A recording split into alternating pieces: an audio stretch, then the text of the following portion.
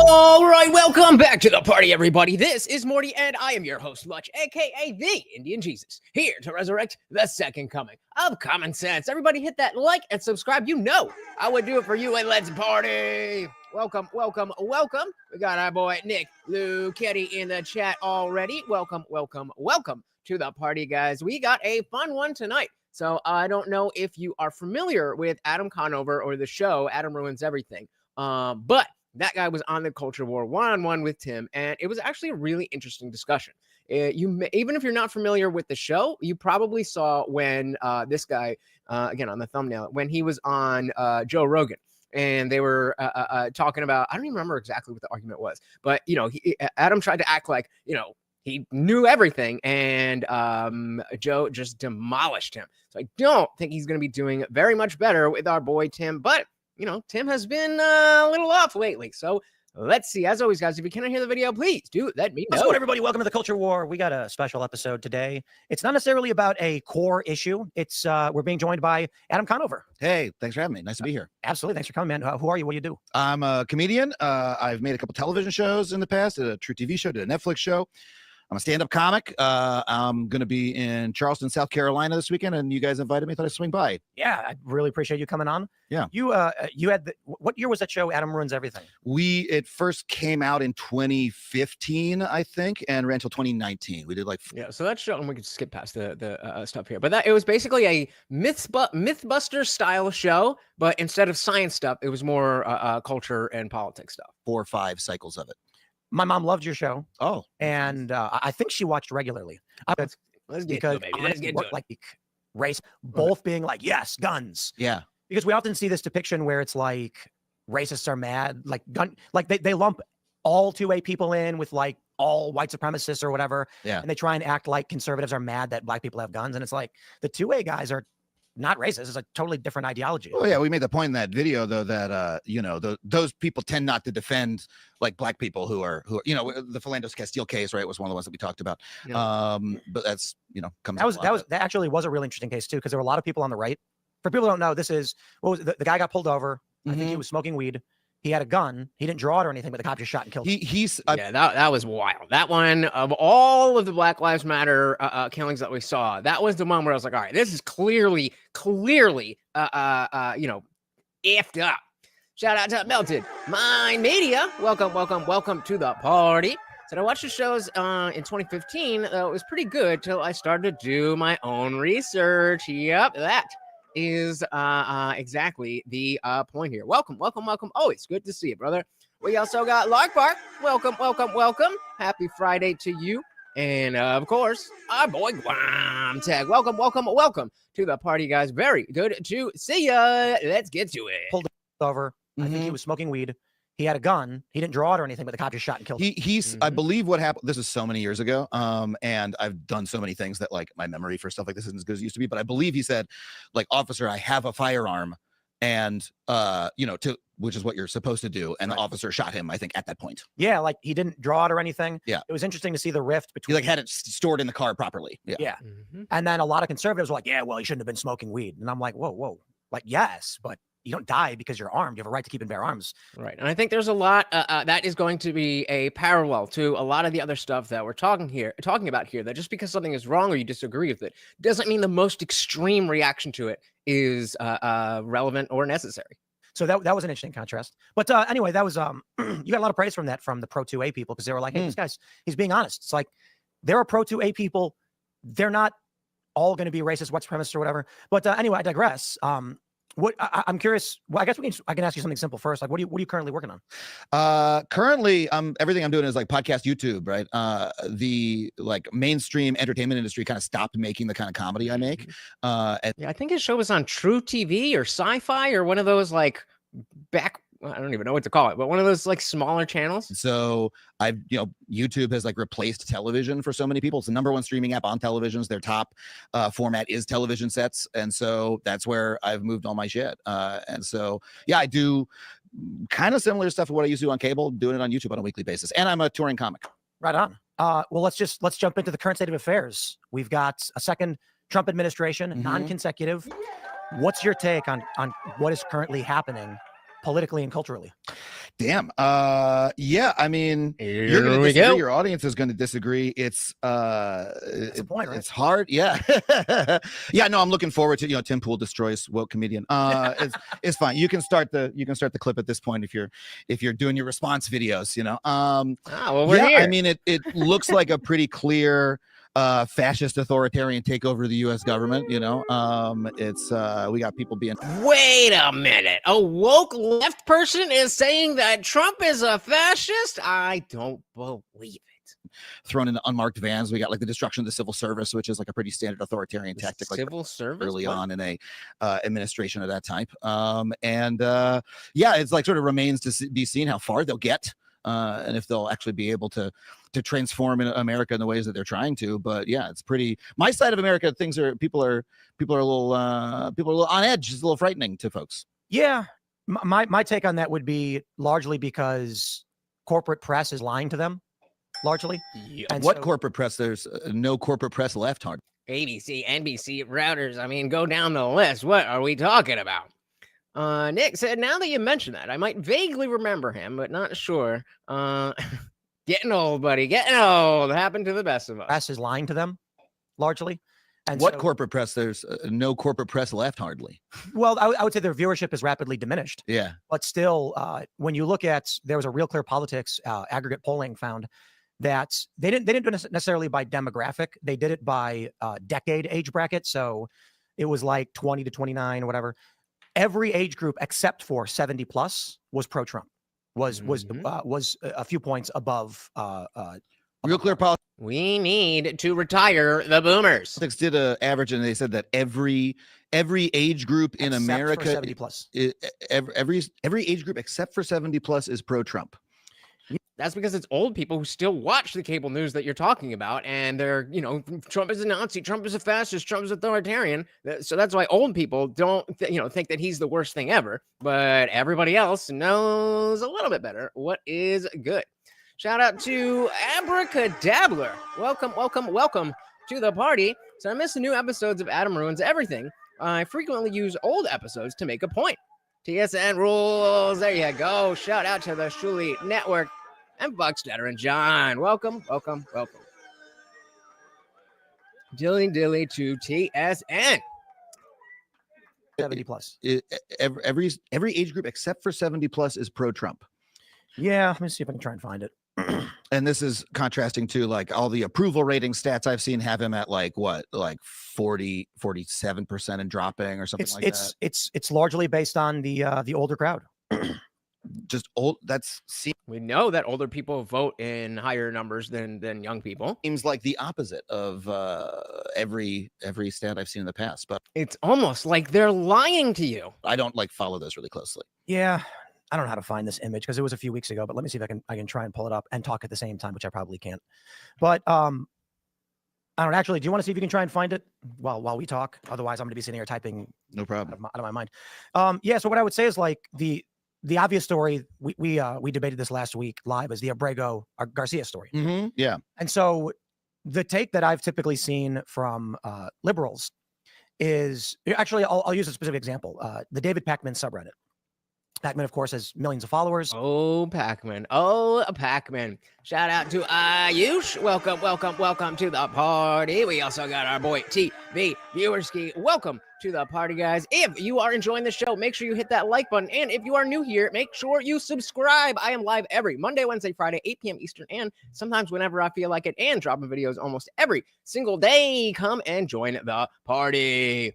We got KFT in the house. Welcome to the party.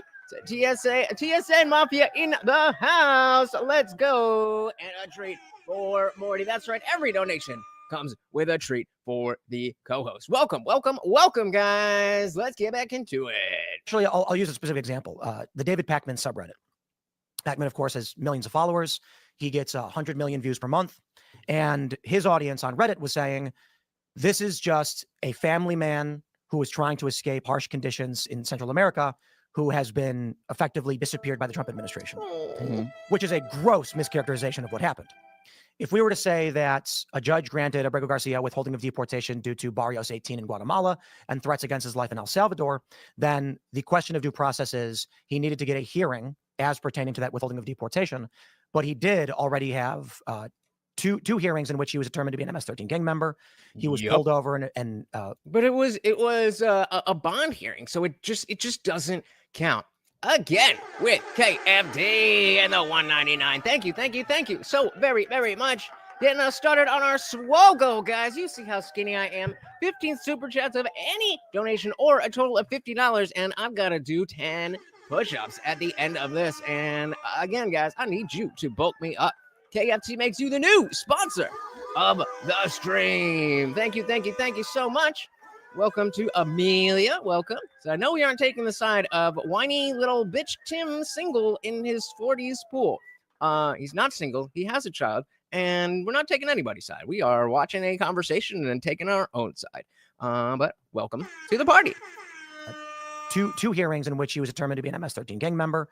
He was pulled over and law enforcement believed to be human trafficking. He has 2 filings from his wife for beating her. She was filing orders of protection. Yep. And so it's fine if, in my view, the liberal side of things, or the, podcasters like Pacman and Brian Tyler Cohen and others are going to say, hey, he was supposed to get a hearing. Agreed.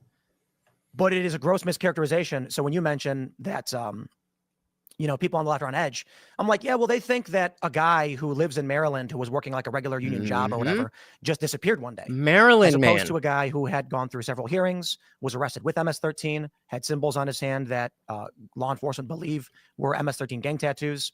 And so the real question is, what was the error in that deportation? On the right, it's legally called harmless error, in that he didn't get a hearing as to the withholding of deportation. However, he wouldn't have got it approved anyway. So the answer now is a formality. It's paperwork. It's a Zoom call, and then it's done.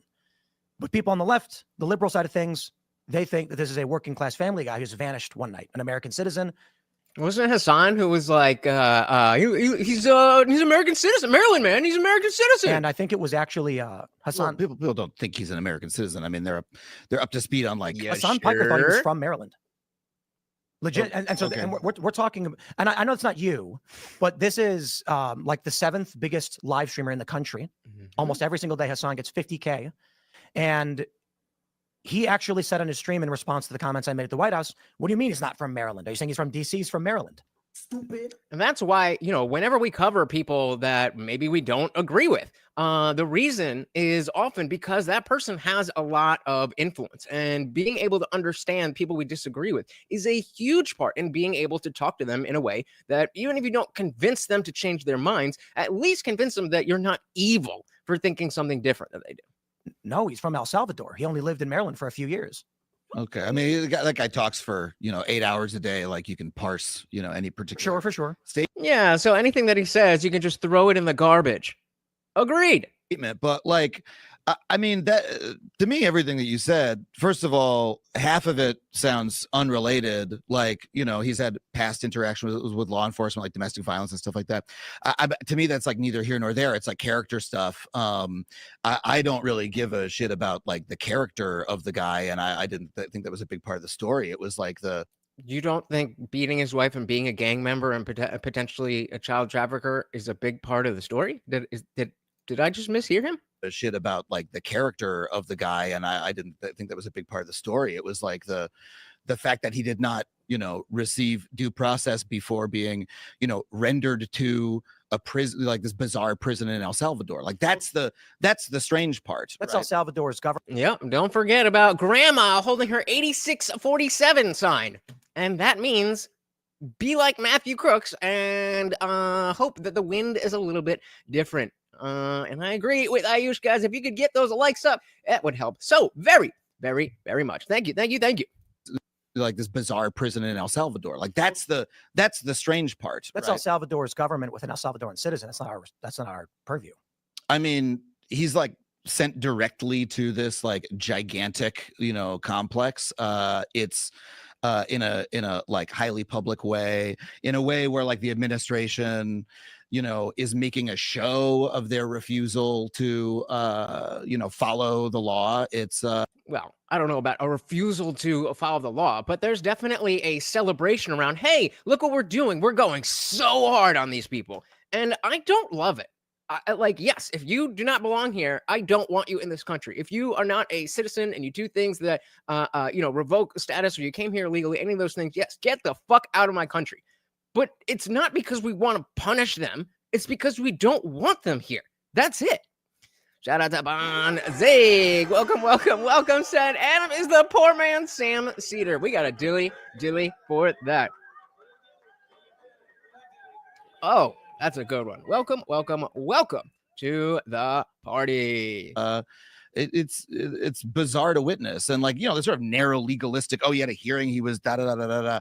It's irrelevant to like the purposeful spectacle of the Trump administration, you know, sending this guy who they admit they should not have done this, but they're like, we don't give a shit. We're doing it just because we harmless error, because we don't care because of the larger issue that is at bay, that we don't have the resources to give to each of these people because the last administration let too many of them in. We were calling for vetting at the border. We were calling for a border wall. But you said no, and now here we are. We hate guys like this, and we want like even people who are in the country legally to, you know, be afraid and to self-deport. Like it seems like a. I mean, yeah, if you're here illegally, if you deport yourself, that saves us a lot of money. So yes, please.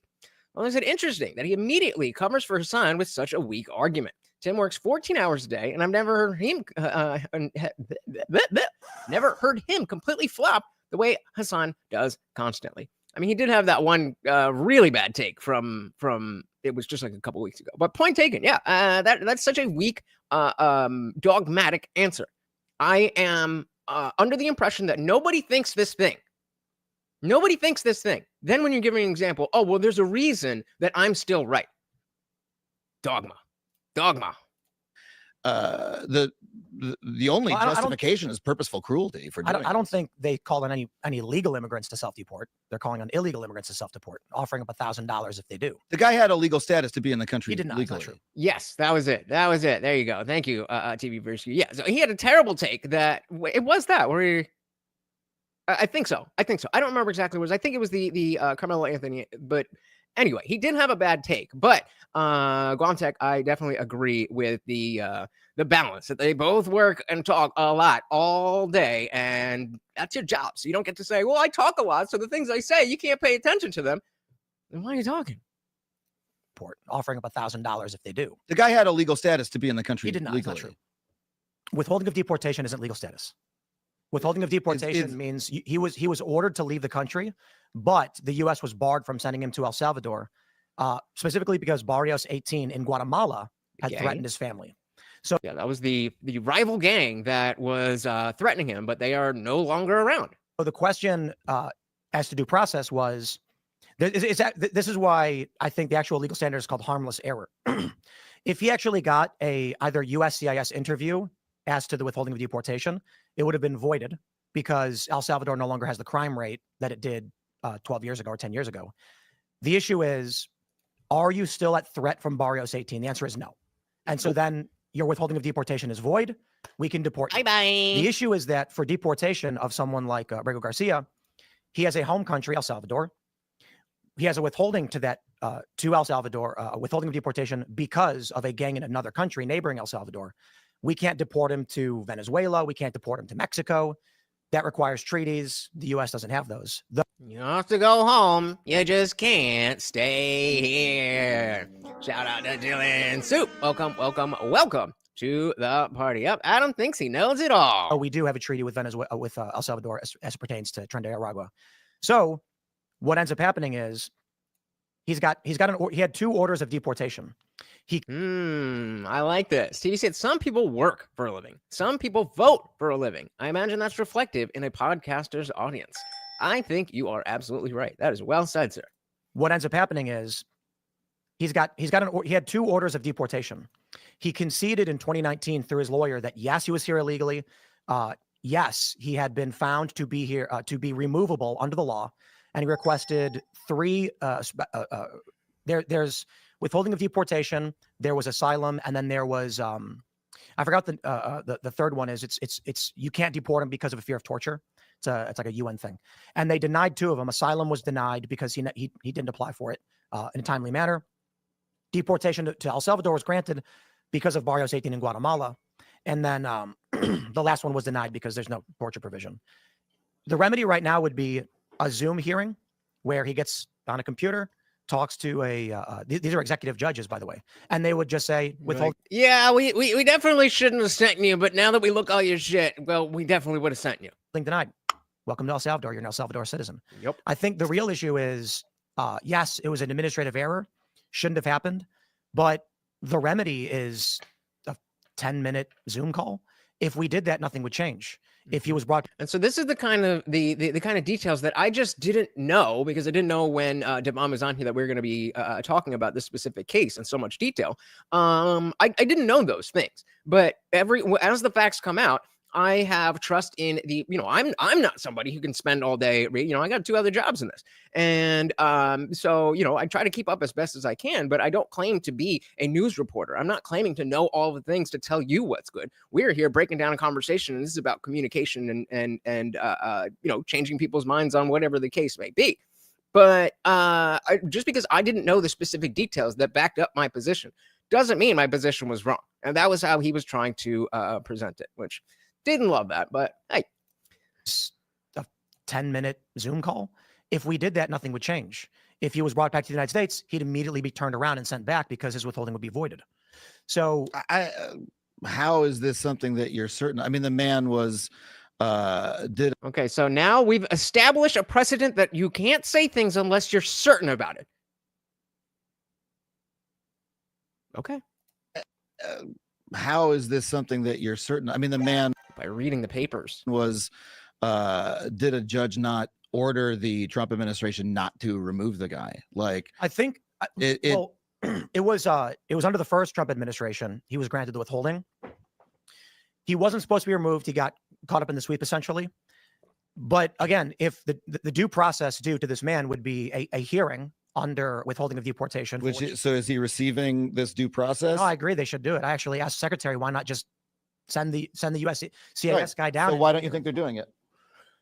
I think there's 2 potentialities. Trump, actually it's probably more than 2, but Trump doesn't want to look weak. He doesn't want to look like he's going to be pushed around by the judiciary.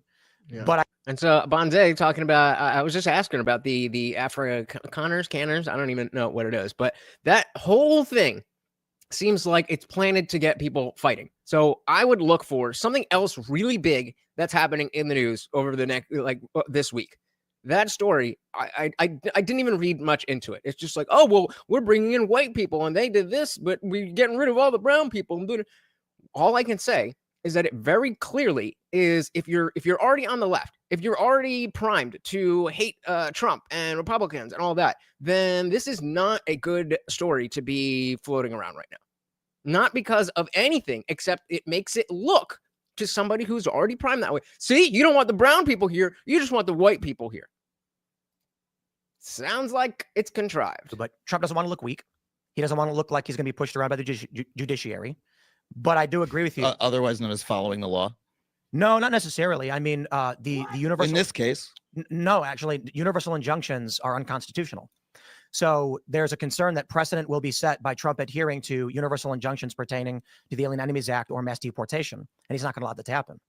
So he doesn't want to set a precedent in the future. Universal injunctions don't exist anywhere in the Constitution. And we've seen some 40% of all injunctions ever issued in this way against Trump and his administration. He's got more, I believe he has more universal injunctions in the first 4 months than all other presidents ever got individually.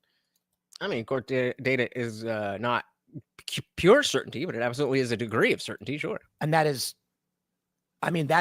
unconstitutional. These judges are issuing these mandates which plainly violate their constitutional authority. So the check on that is plainly, Trump says, no, I'm not going to adhere to something you can't do. Right. So this is, again, the this is authoritarianism, right? It's like How we're is that authoritarian? there's Well, I a agree. The judge. Like, do you know any other words than Nazi, fascist, and authoritarian? Oh yeah, white supremacist. Judges are acting authoritarian. yeah, I mean, it's like he as an executive is trying to destroy the power of the other branches of government by ignoring their authority, by mounting But they don't like have the authority to do that. aggressive legalistic defenses like the ones that you're making They in don't- order to expand the power of the presidency and be able Judges- to act with impunity, which Judges is don't part have of the why authority he's to do sending that. them. Sure, I mean, look, I'm not a legal scholar. Generally, I would have said that Have you been? presidents, I think, tend to follow judicial orders more than Trump tends to, right? Let me ask you a question. Sure. If a judge ordered you to shoot a man in the head, would that be illegal? I'm using an extreme example on purpose. Yeah, It's obviously no. A judge can't order you to kill somebody. That's crazy. But we're not talking about a judge ordering Trump to kill anybody. We're talking about judges in, I think we're up to like 87 instances, issuing universal mandates across the entire nation based on lawsuits of single individuals. So what, for example, a recent one was the transgender military ban. Donald Trump issued an executive order saying, DSM-5 mental disorder, you are now going to be inadmissible from the armed forces and will be severed unless you are not showing symptoms. Totally fair. The same way we would treat any other mental affliction. A judge ruled from this point forward, the military under Trump must admit all individuals regardless of any mental disorder. The judges only have the authority over the people in their courtroom unless it's a class action lawsuit. Universal injunctions. Oh, give me 1 second here, guys. Sorry about that. Stick with me. Stick with me. Stick with me. If you Are not. If you guys are enjoying the show, the party rages on 24/7 over in our Discord. The link is pinned to the top of the chat and is absolutely free to join 24/7. We are in there hanging out, having a great time. And guys, it is absolutely free. However, if you are a member of this channel here on YouTube, you can scroll right below that video and hit that join button. Starts at $2.99. There's a few different tiers, but $2.99 will get you in. It gets you members only live streams here on YouTube, all that other good stuff. But it opens up the full Discord server. So we've got the free chat that is open to anyone. Anybody can join and talk. But as you can see, that is just one of our channels. There's a bunch of different channels here, including our disciple chat for members only, our word of the day watch party, where we're talking about all this stuff. And of course, we have the voice channel here, where we are hanging out at this moment. Shout out to everybody in the Discord server. Say hello and tell them to come and join. Hello, come and join. There you go, guys. Simple as that. See you there. And of course, don't forget that if you join the free membership, if you click the free link tonight, you get a free pass to the after party. So the after party is for members only, but for you, tonight is all you. Over the people in their courtroom unless it's a class action lawsuit. Universal injunctions are not constitutional. like Brown versus Board of Ed. Like, so you when a person brings a So the a Board of lawsuit to the Education is government, country, right? So a person brings a lawsuit to the government about to a judge or the Supreme Court about a law being unconstitutional, and like the ruling should only affect that case. It shouldn't affect. It literally affects. No, that's exactly the point that he's making, is that precedents can be set, and Trump doesn't want to set the precedent. Shout out to Box. Welcome to the party. Said Adam has a punchable face. I picked the most annoying picture I could find. Welcome. Law. It affects the law. Mhm. So in the issue of lower courts and this universal injunction, lower courts have the authority over the singular individuals in their courtroom unless it's a class action. So they could have made it a class action. They could have sent out the letters. They could have gotten the signatures and said, we need X amount of transgender military service men and women because we want this to apply to all. Instead, what happened was, and I'll argue this is where it encroaches into the authoritarian. The judge said all means all. That's a quote. This created a huge uproar because it meant that the military now had to enlist schizophrenics. Oh, yeah. That if someone showed up suffering from manic depressive disorder and they were paraplegic, All means all. They were now under this universal injunction entitled to join the military. Do you want a bunch of schizos on the front line or even in the kitchens for that matter? Not because we don't like them, but because the military is above everything else about merit and accomplishment. But I mean, a schizophrenic bipolar who's suffering delusions is not going to be able to complete basic training. Now, perhaps there'd be an argument, as you're saying it, if the judge only said this stay will apply just to transgender military men and women, but they didn't. And I'm personally, as someone who is not like ragingly against the transes, like I just don't want you to trans the kids, and I don't want you to you know, have a drag queen story and ever and everything. But if you are trans and you can be, then you can do what the military is asking. I would have no issue, as long as you're not asking the taxpayers for your medication. Shout out to Ian. Welcome, welcome, welcome to the party. Very good to see you, brother. Said this stay will apply just to transgender military men and women, but they didn't. It was a woman. She said it applies to everybody. So Trump said, yeah, right. Guns are so bad unless you're mentally retarded. okay, I'm not even going to defy that. We're going to appeal it. He didn't even ignore the order. They went to SCOTUS, and SCOTUS. You think Trump even knows any of this was happening? Probably not. Like, Well, I mean, like, I don't think he's I'd like. say he probably knew it was happening, but I don't think he had a hand in the day-to-day operations of it. I And mean, that's true for any boss. So Adam there was trying to be like, oh yeah, Trump's so dumb. He doesn't know anything. When the right answer to that question is probably like, no, he's probably delegated it to other people, you know, like presidents do. Yeah, it's just funny that we go, oh, Trump said this, Trump said that. Trump, I mean, he certainly hates trans people, but I What bathroom is Caitlyn Jenner using at Trump Tower? don't think he's like, and doesn't want them in the military, but I don't think he's like following the day-to-day of the case. I agree. And I love how you just throw that in there as if like, well, of course he hates trans people, but this is the like, whoa. You got anything to back that up? You got anything to back that up? Or are you just saying things? Just saying. I agree. He's like, you know, doing loop-de-loops. There's a reason I pointed that out. How could you know that for certain? There's a reason I pointed that out. Anyone hear anything from the Hurt Shapes? No, what is that? It's out on the golf course. But like the legalistic like points that you're making to me, it's all a fig leaf for like the larger thing that he's doing, which is a fig leaf. What is a fig leaf? You know, bending Or is he saying fig leaf? the law in these larger. To me, it's all a fig leaf for like the. Okay, it is a fig. He did say fig leaf. Okay.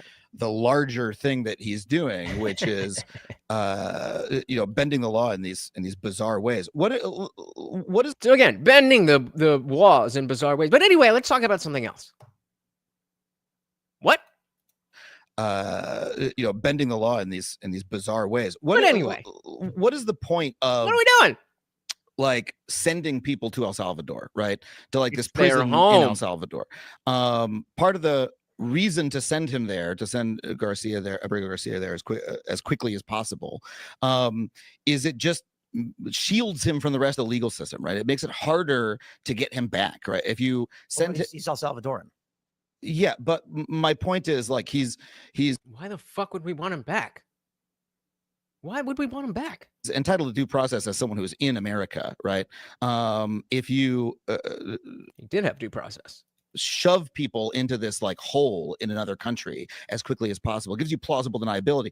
I don't really give a shit about, you know, the various, you know, again, legalistic like little nuances of the ruling. I don't really care about the laws, you know. I just care about what I want to feel like. Important part to me is, you know, My Trump hippie. saying, being under an order to bring the guy back and saying, I can't because the president of El Salvador, my best friend, says he won't return him, right?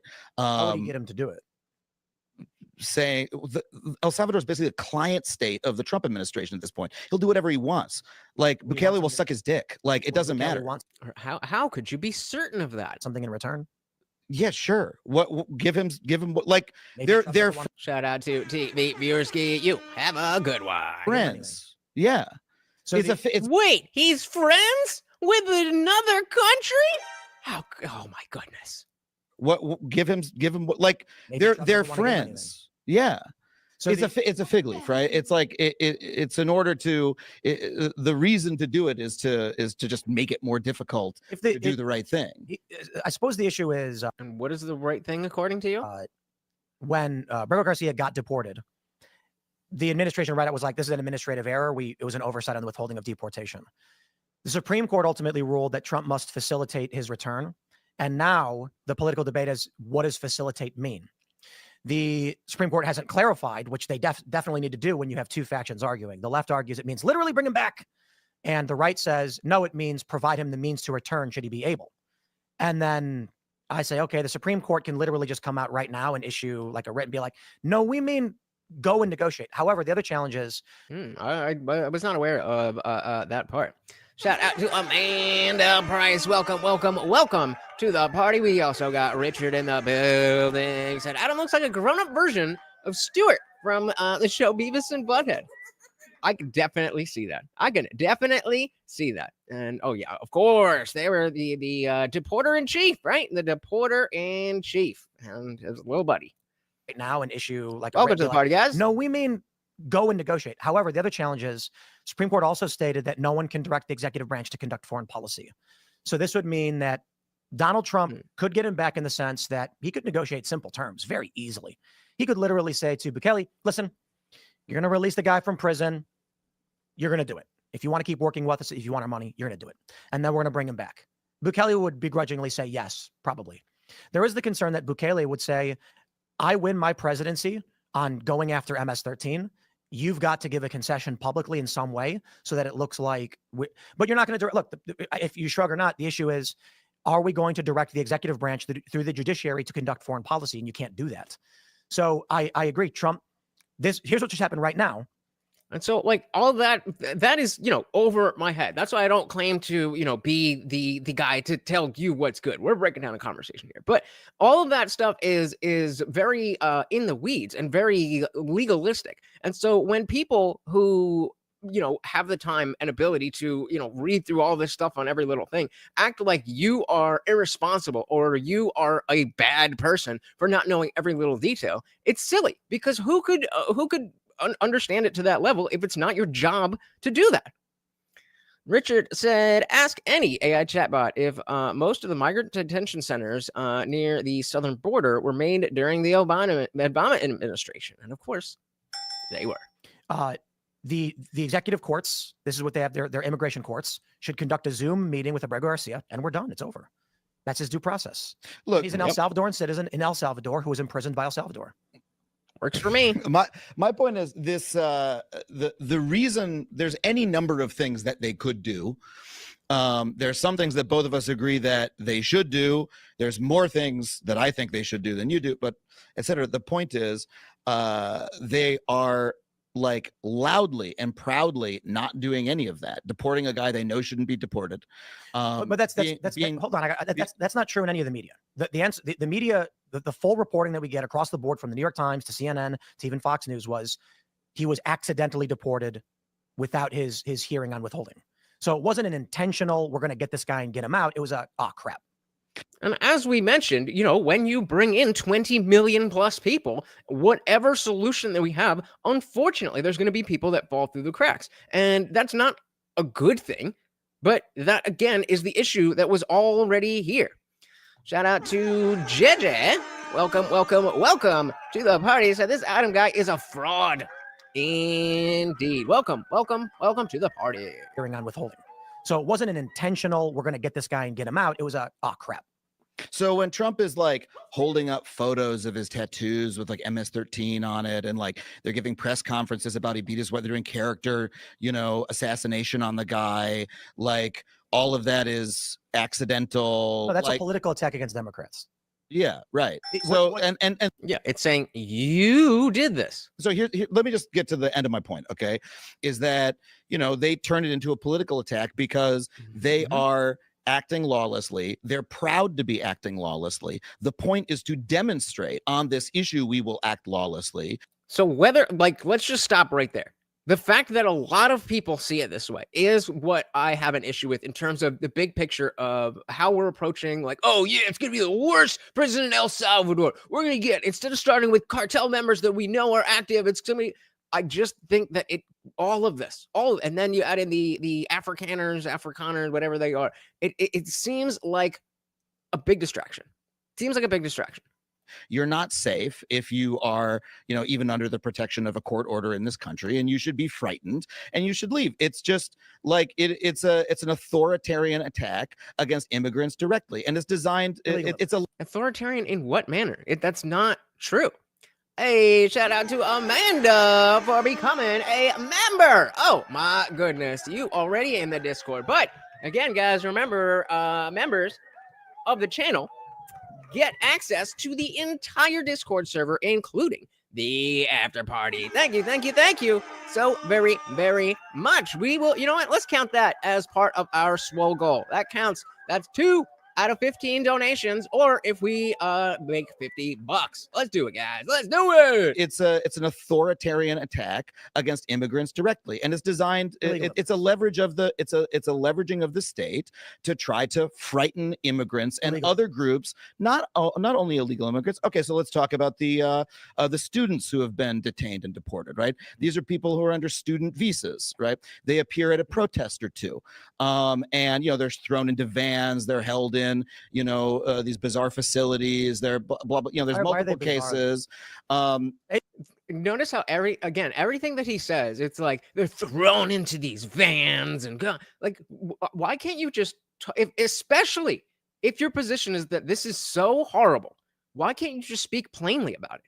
Why do you have to add all of this emotion into it? So let's just start with no dual citizens in politics. Fair enough. Let's say it said those Afrikaners are white trash. Search Brackbon car guards. I'll leave that up to you guys. I honestly could not. I'm waiting for that story to go away. It's 49 people. It's not making a difference in my life one way or the other. I suggest that you also just let it go on by. These bizarre facilities. They're blah blah. Yeah, bizarre facilities. Were they bizarre under Obama when they were built? There's multiple cases. If you want to say that, so the point of this is to frighten people at universities, pro-Palestinian protesters, and that means any protester on the left, of course, and C, immigrants of all types, including those who are here on legal immigrant visas. Like the details of the individual cases don't matter. They like creating a firestorm around someone who is here legally, creating a huge controversy about them, and then saying, we don't give a fuck. We're going to do whatever we want to these people because we want you to be afraid. So notice what just happened. Adam is giving his perspective on what he thinks it's like. He's not, giving facts and this is bad because of this. Is just on vibes, just on the optics. It's bad because of all of this. And Tim's response is, well, it's not illegal, which is true. But if we are in the business of just doing all that we can within the law to, again, what he is saying as terrorizing people and doing, that's not a good thing. That's not something that people are going to be able to buy into. When it's portrayed more as fixing America rather than punishing the people who shouldn't be here, that makes me a lot more comfortable. Nick said the left thinks if they feel something, it makes it real. Yup, dumbasses. The fuck. But again, I want to point out that not everybody is a political pundit. Not everybody has the time to look into the research about all of this and have opinions like this. And it's not unreasonable. It's not unreasonable to see things and not know the details and have this opinion. That is an important point.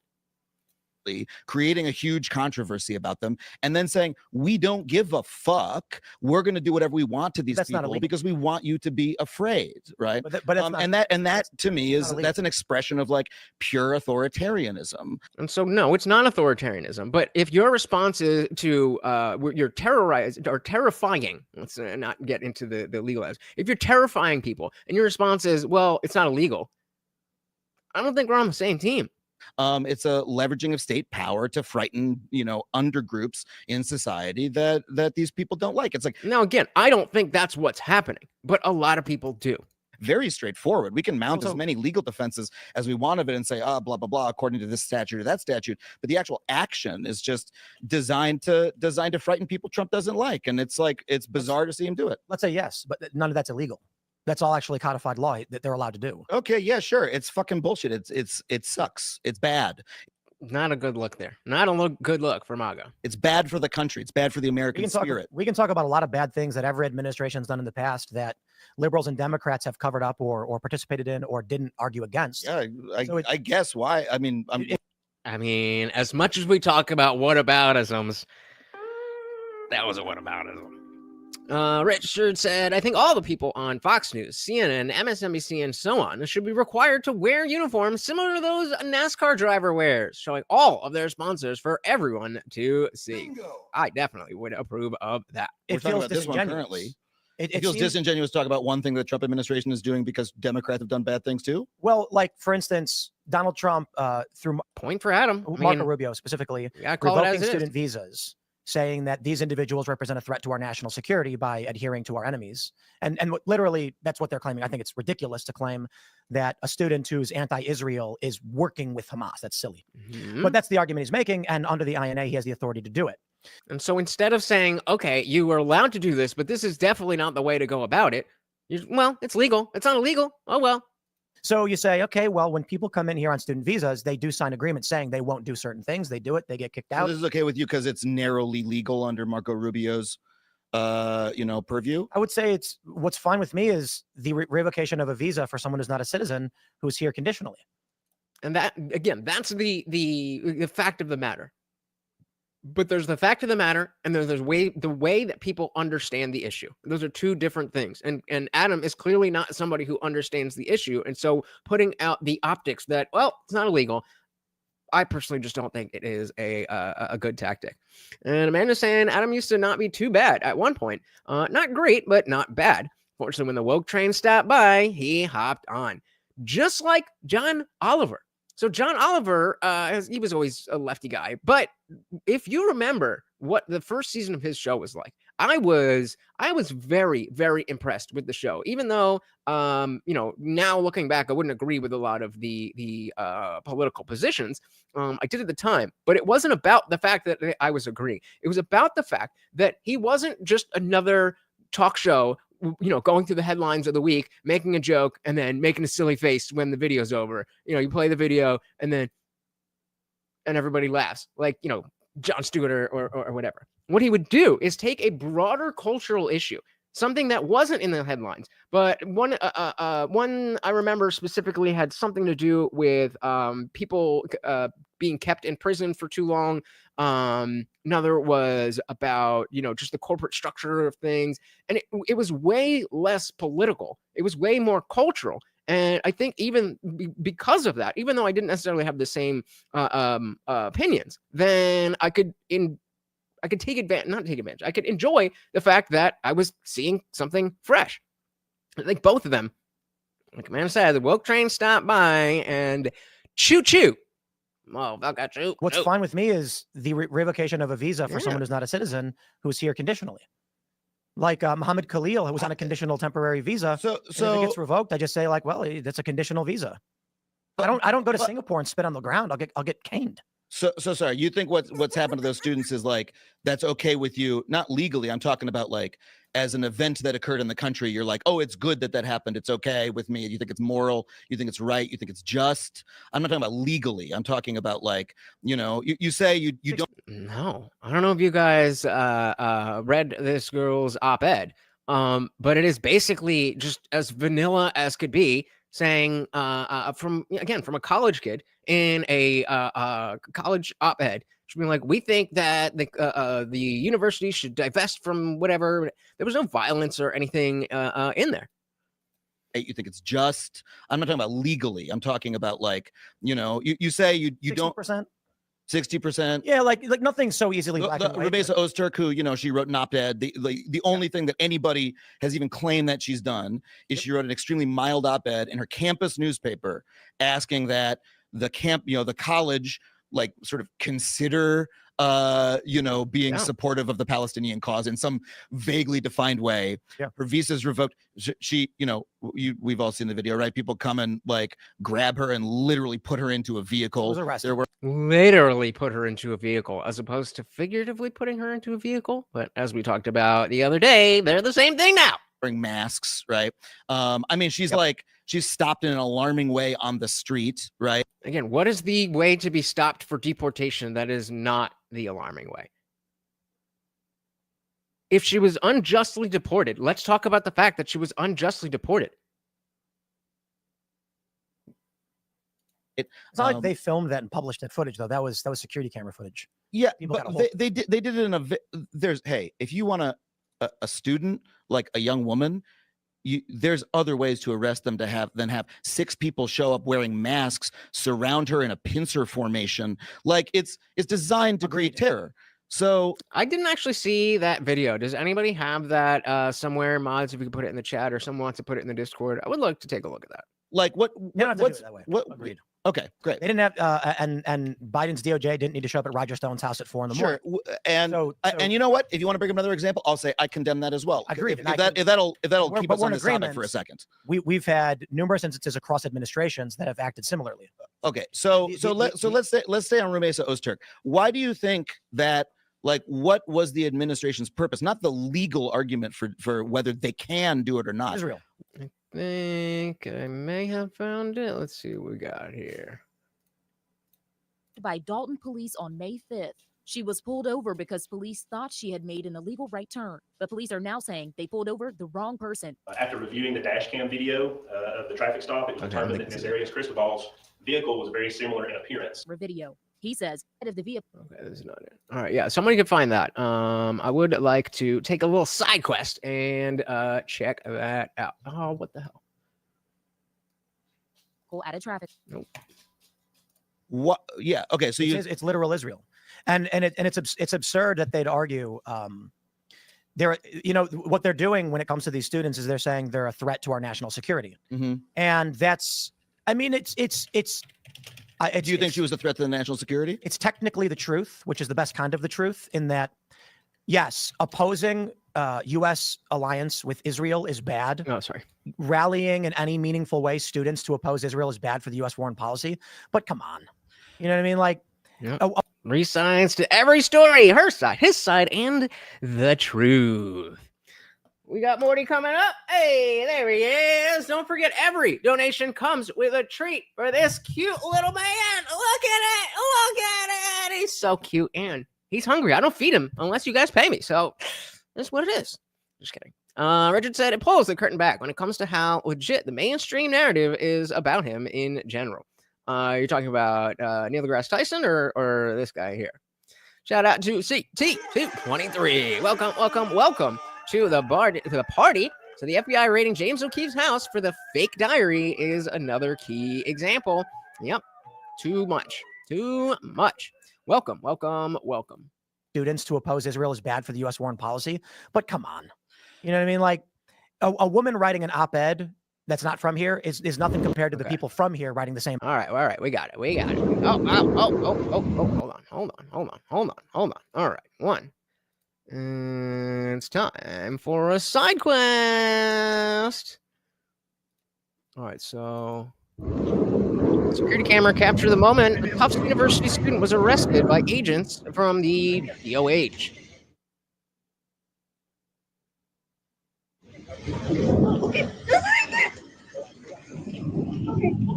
Turkish citizen, valid student visa. A Muslim. The university's president said the administration were told that her visa had been terminated. They were trying to verify if that was true or not.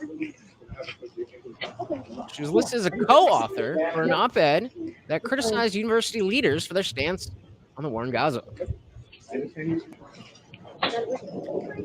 CP did not immediately respond to questions.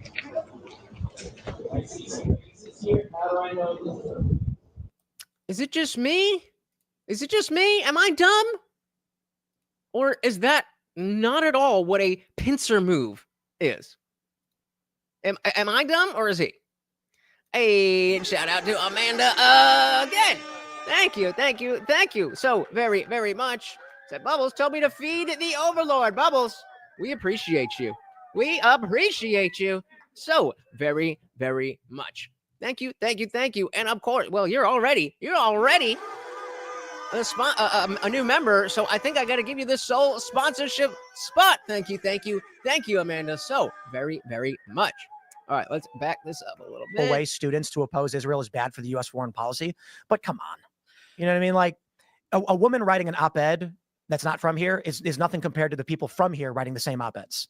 What they're doing is they're basically saying I agree with you in that they're saying, do not do these things or we will deport you. We will find the thinnest of hairs of a reason to revoke your visa if you come out against us. Wait. I'm not completely in disagreement. So the reason why I say 60% when you asked me if I thought it was morally right is because obviously they don't need 6 guys swarming her in a pincer formation. Wasn't a pincer formation, as we just saw. One guy could have knocked on her door and said, ma'am, your visa's been revoked. I'm going to need Yes, that is what we want. you to come with me. We've got a black SUV you can sit in. We're going to, deal with this in a rather kind of boring way. They didn't need to do that. The claim about a threat to our national security is grossly overestimated. The claim that these people have adhered to Hamas is grossly overestimated. That being said, it is still completely. Put a 1 in the chat if you would like to read a little bit. We're not going to read the whole thing, but if you want to read a little bit of the op-ed, because I have it right here, but it's not that interesting. But in terms of being on top of it, CT said, do we know what department executed the arrest? The arrest doesn't look like ICE agents. It was CBP, Customs and Border Patrol. Adhered to Hamas is grossly overestimated. That being said, it is still completely legal in that an individual who comes here on a conditional visa not violate the conditions of that visa. Sure. So it's legal. No, but dude, I'm asking you, like. So that's where we're coming from. As Adam saying, look, this is okay. Maybe technically this is legal, but do you like this? Are you cheering for this? And Tim just like, well, I mean, Mr. Fence Sitter is sitting hard. Do you think it's good for America that, like, college students who are here on a student visa because of political speech are being thrown into vans and having legal, again, not thrown into a van, but legal things be done? Sure, it's narrowly legal, but like, torture. She's sent home. She's being put in a prison, and then she's being like forcibly deported. And so I can very clearly see being, let's say you're friends with someone like that girl, and you see Tim being so glib. It's not hard to then understand or think you understand that, oh, you just don't care about those people. You don't care about their well-being, and you're okay with our government oppressing them because it's what you want. I'm not saying that's his position. I'm saying it's hard for somebody who already has Adam's mindset to not look at this conversation and be like, oh, okay, y'all just don't give a shit. He's at home. She's being put in a prison, and then she's being like forcibly deported. Do you think that's good for America? Like, this is okay. So marginally, you think what do you think is good? Even I agree. I think it is marginally good for America for people who have broken the laws to be deported. This specific instance, do I think this specific instance makes America better? No, I don't. I don't. I think that woman should have absolutely kept her status and should be here. CT said, for a guy that talks on the internet for 15 plus hours a week, I really have no idea which side of the Israel-Palestine conflict he is on. He's sat on the fence for over a year now. Well, I don't really know either, but I haven't been, I stopped caring about, developing things about Israel-Palestine like a year ago. So I probably wouldn't have watched it anyway, but I've also, not been watching as much Tim, so maybe I'm as dead. Glontex, so to be fair to Adam, Tim was going so hard on the fact that West Virginia made small business almost impossible to run through the law. I'm sure he would hate it, but if you just told him, hey, it's legal, yeah, exactly. That's exactly it. That you like, why do you not have the same energy in the other direction? Because what you can do from here is being like, yo, we want fucking deportation. Just wait, not that kind. Not that kind. Let's start with the clear cartel members that don't have any documentation, don't have any visas, clearly have been committing crime. Let's start with those motherfuckers. And then if someone falls through the cracks, like, all right, that's not ideal. But hey, again, we have an issue here that we have to deal with. And I said, I'm okay with a fence sitter as long as you know when to hop off and pick a side. Well said. Agreed. So, Marginally. You think what do you think is good, even marginally? Like, what's the minor small benefit to America? Do not come to our country and rally against it and its interests. That's it. Just the principle being upheld. And I think the weight of the principle being upheld and the actual case, the balance isn't there. We should all be against that girl being deported. I apply this too. So what is the U.S. interest that her writing an op-ed? Suez Canal. The Suez Canal, right? The United States. The reason why the U.S. is so, I love these Jews people that are like, Israel controls the foreign policy. Oh, shut up. The U.S. interest with Israel, Egypt, and Saudi Arabia has a lot to do with like the Red Sea and here you go, Bob, and the Suez Canal. This is why Donald Trump is obsessed with Panama and Greenland. He wants to control the global trade routes. This is what America's largely done. That's why I say it's a gross mischaracterization to claim that an op-ed is a threat to national security, in that it is in the smallest of senses. Students coming here and telling us to oppose our support with Israel puts us at risk in terms of the sentiment of a younger generation as to whether or not we'll fund Israel and control the Suez Canal. Was it? I'm assuming this that you're talking about. You're saying this. It's not just the op-ed. Is that the case? I'm pretty sure it was solely based on that. I could be wrong. I was looking up because I assumed the same thing. Like, okay, the op-ed was the final straw, and there must have been other stuff. But it seems like she's just a regular person. She came from Turkey, going to school, and has her opinions about the war. She didn't call for violence or anything. But that's all I've seen sourced as the reason. So I mean, again, correct me if I'm wrong. Meant of a younger generation as to whether or not we'll fund Israel and control the Suez Canal. But I asked you if you thought it was good to deport her. I said marginally, right? Because we have national interests in the Suez Canal, and she wrote an op-ed. U.S.'s interest. Okay, so what? Why do you think it was good to deport her? Asserting U.S. sovereignty. Do not come to our country and tell us what to do. Really? Just don't read the school newspaper. What are we talking about?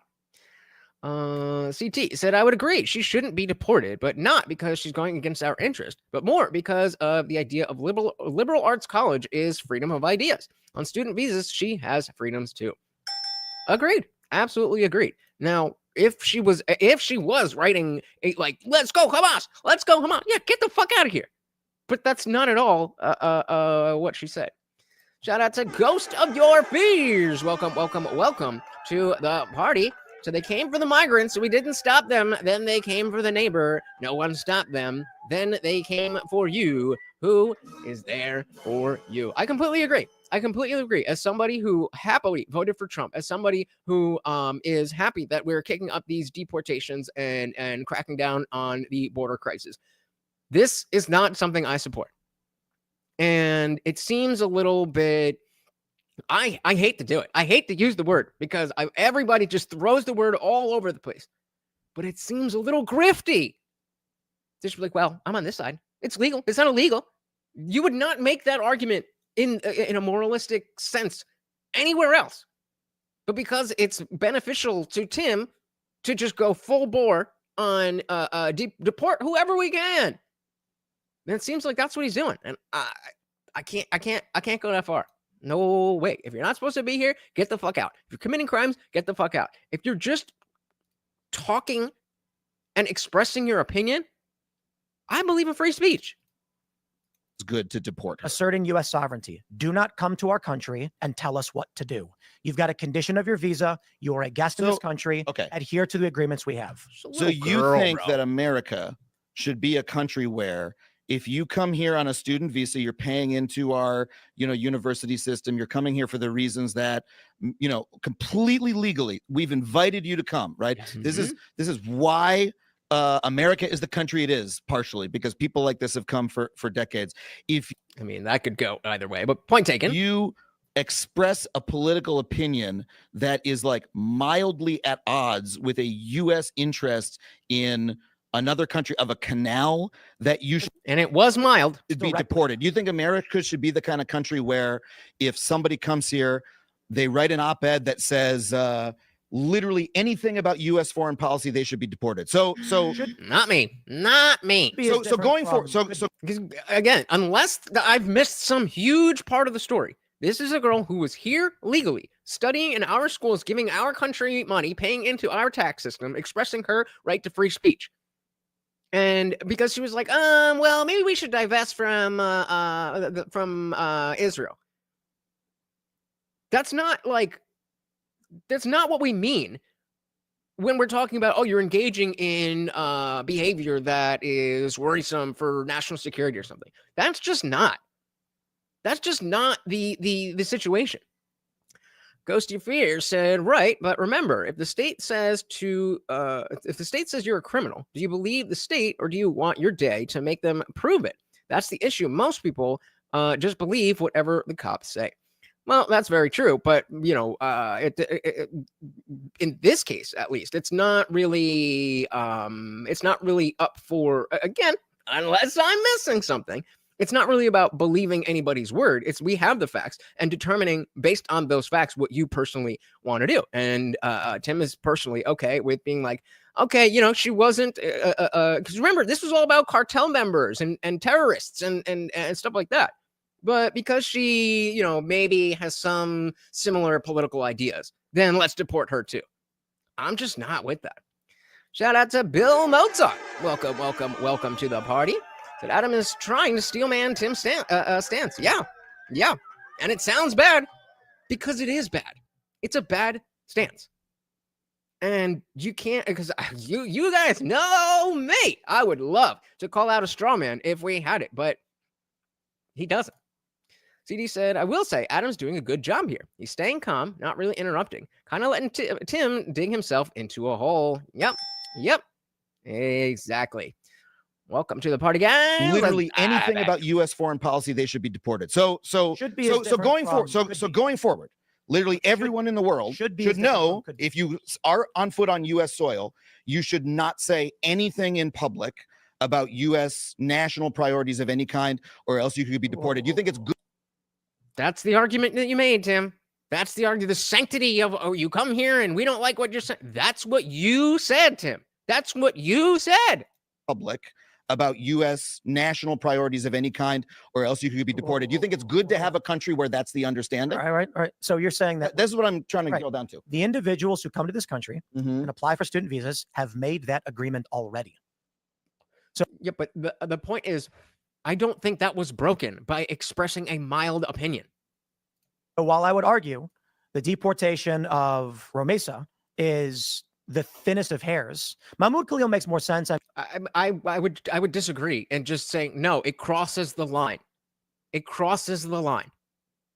That girl should not have been deported. That doesn't mean I want open borders and blah, blah, blah, blah. No, we're just looking at a single case. And for some reason, now Tim wants to move over to Mahmoud Khalil because he knows he doesn't have a leg to stand on here.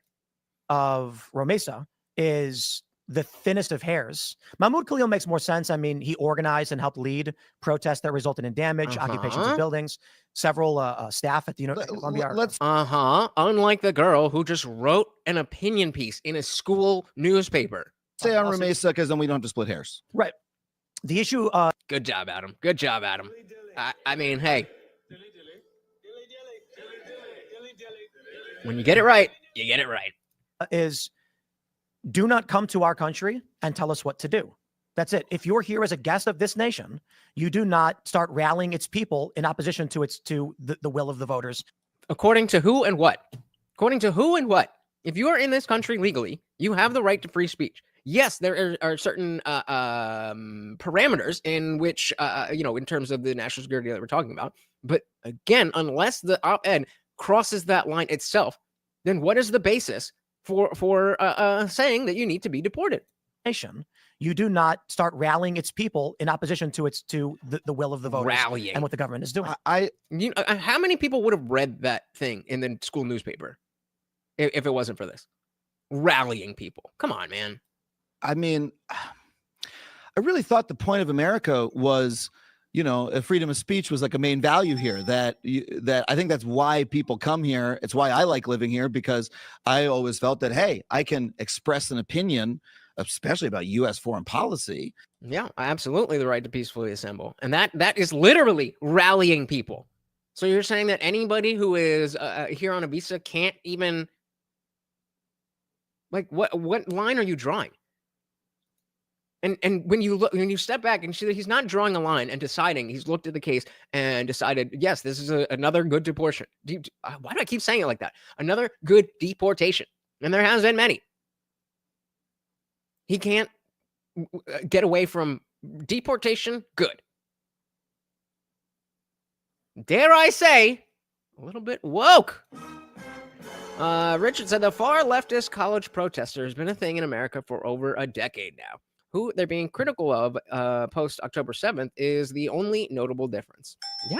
And so so exactly, Richard. So if this is the principle that on which Tim is operating, then why wasn't he calling for the deportations of everyone with the Black Lives Matter stuff? And I'm sure there was someone in the Chaz Chop that was here on a student visa.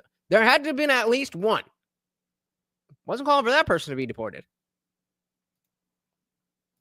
Always felt that, hey, I can express an opinion, especially about U.S. foreign policy, and not have anything happen to me. So that's a right that only citizens have. And you think America should be a country where, if you are not literally an American citizen, if you express any opinion about U.S. foreign policy, I mean, and we both agree the opinion she expressed was pretty mild. It wasn't like a very inflammatory opinion, right? It was like, it's pretty mainstream political opinion to have. It conflicts with U.S. interests about the Suez Canal. I still don't really understand that point, but let's just say that it does.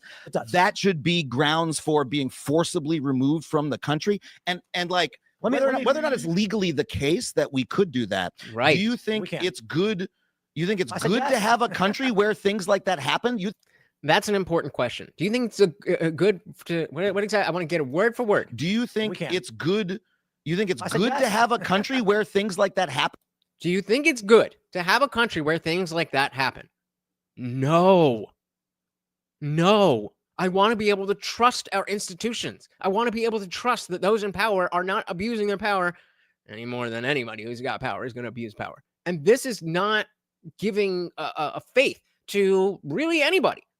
Unless you really don't give a shit about anybody but, Americans and whites and, well, she's Muslim, she's not a citizen. Unless you really are that far on the fringes, which that is on the fringes, then I don't understand why this particular case is one that you can't. I'm jumping at the opportunity to be like, hey, guys, look. An opportunity for me to show that it's not just, cultish deport everybody. Here's what I disagree with. I don't understand why you wouldn't take that opportunity.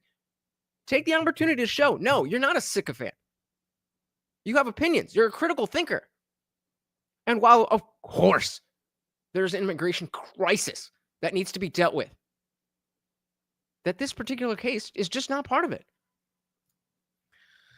All right, see how far I get in a career media. Oh, I messed that one. Yeah, try being remotely right-wing and being critical of them. I'm trying. That's why we have not hit 5,000 subscribers. Speaking of which, guys, if you are new here, make sure you hit that subscribe. I am live every Monday, Wednesday, Friday, 8 p.m. Eastern, and sometimes whenever I feel like it, dropping new videos almost every single day. Come on through. What is Guam saying? Good golly. It sure is nice to be in a community that sticks to their values and doesn't just automatically dick ride for Trump. Call it out when you see it or be deemed woke. Dilly to that. how you could look at the last decade of wokeness and be like, yeah, I want to be that, but just I'm going to twist it up a little bit. Insane to me. I mean, for some people, there's a lot of money attached to it, so it makes a little bit more sense, but yikes. Do you think it's good? You think it's good to yes. have a country where things like that happen? You think Yes. a thriving country Uh-huh. is one where people come to the country, they write an op-ed for the paper of the organization of which they're a member. She's paying tuition to go to this school, Mhm. and she's working for the student newspaper or whatever. She's writing an op-ed. She's probably not employed there, but she's writing for the student newspaper, and that is grounds to be deported. And Always was. I mean, so my do attitude you think that's the kind of country America is? always has been. That's why I get. But that, and even though the laws haven't changed, the way they're being used absolutely has. So to act as if this is, business as usual is disingenuous. I mean, so my Do attitude you think that's the kind of country America is? always has been. That's why I guess that's where we fundamentally especially like what you guys were saying before. The fact that we have all the BLM writers, none of them were illegal, or none of them were on student visas, so we couldn't deport them. We tried. We really, really tried. Except we didn't. always has been. That's why I guess that's where we fundamentally disagree. But hold on, the Immigration and Naturalization Act has multiple provisions that outright say this is the case, and so that's why I say it's marginally good, because think the for issue most is people- the U.S. asserting its sovereignty and saying, as a guest in this nation, we ask you not do certain things. It's so weak. It's so weak. She couldn't have gotten a warning. Hey, don't do that again. I would have been fine with that. Honestly, I don't know why they targeted her, but other pro-Palestinian people or pro-Palestine people with more harsh views are still grifting hard. Bingo. Let's go after them first. Then, when we get all of the people who are openly for Hamas out of this country, when we get all the illegal immigrants out of this country, then if there's some girl who is on a visa and saying stuff that we don't like, then okay, then let's take a look at it. Exactly. What did I say before? Streisand effect to no end. Crazy. Hey, shout out to Kelly Green in the building. Welcome to the party. Funny story. I had a roommate at his name is, well, you know what? I'm not going to say that. Moving on. Welcome to the party. You want to know what I was saying? Become a member and join the after party. No matter what side of the aisle you're on, there's only one topic you're not allowed to be critical of. What? The Jews! Is the U.S. asserting its sovereignty and saying, as a guest in this nation, we ask you not do certain things. We ask then you they say- don't write we ask you don't write mildly worded op-eds about U.S. foreign policy vis-a-vis a different country's Let's war. not load it. I don't agree with that. Even once you unload it. We established this poor little girl who's here studying so hard to do this, that, and the other. Blah, blah, blah, blah, blah. I care about the facts of the case. And even still, I disagree with this moron. Or wait, I agree with this moron being Adam. Where are we? Come on. Op-eds This one. about U.S. foreign policy vis-a-vis a different country's Let's war. not load it. Let's not load it. Let's say, do not I don't even think that was speak that. out against our foreign policy. Yeah, I disagree with that. Okay, great. So America is a country where, if you, in your view, Mhm. if you are a foreign national, you are here on a student visa, you've been invited to the You've asked me country, this like 4 you times. I said should the same thing not. every time. Okay. It's fair. To me, It's like, I just can't believe how crazy this position that you're so calmly and happily supporting is. Makes sense. I'm not saying I agree with it. I'm saying it makes sense. And a lot of people who watch this are going to completely understand where Adam is coming from. Hey, shout out to Zippy DSM. Welcome to the party. So liberals proving they are Nazis still? Not quite. Not here. He's actually doing a pretty good job of making Tim look like the Nazi, if we're gonna use the Nazi word. Not that anybody's an actual Nazi, of course. But yeah, I mean, he's not doing too bad. Not doing too bad. All right. So okay. CT said Googled it from a New York Times article about this exact case. Visa holding students have the same basic constitutional protections as U.S. citizens, including the First Amendment right to free speech, said Joshua Barr David, an immigration lawyer from New York. So no, Tim, you are wrong. Good job.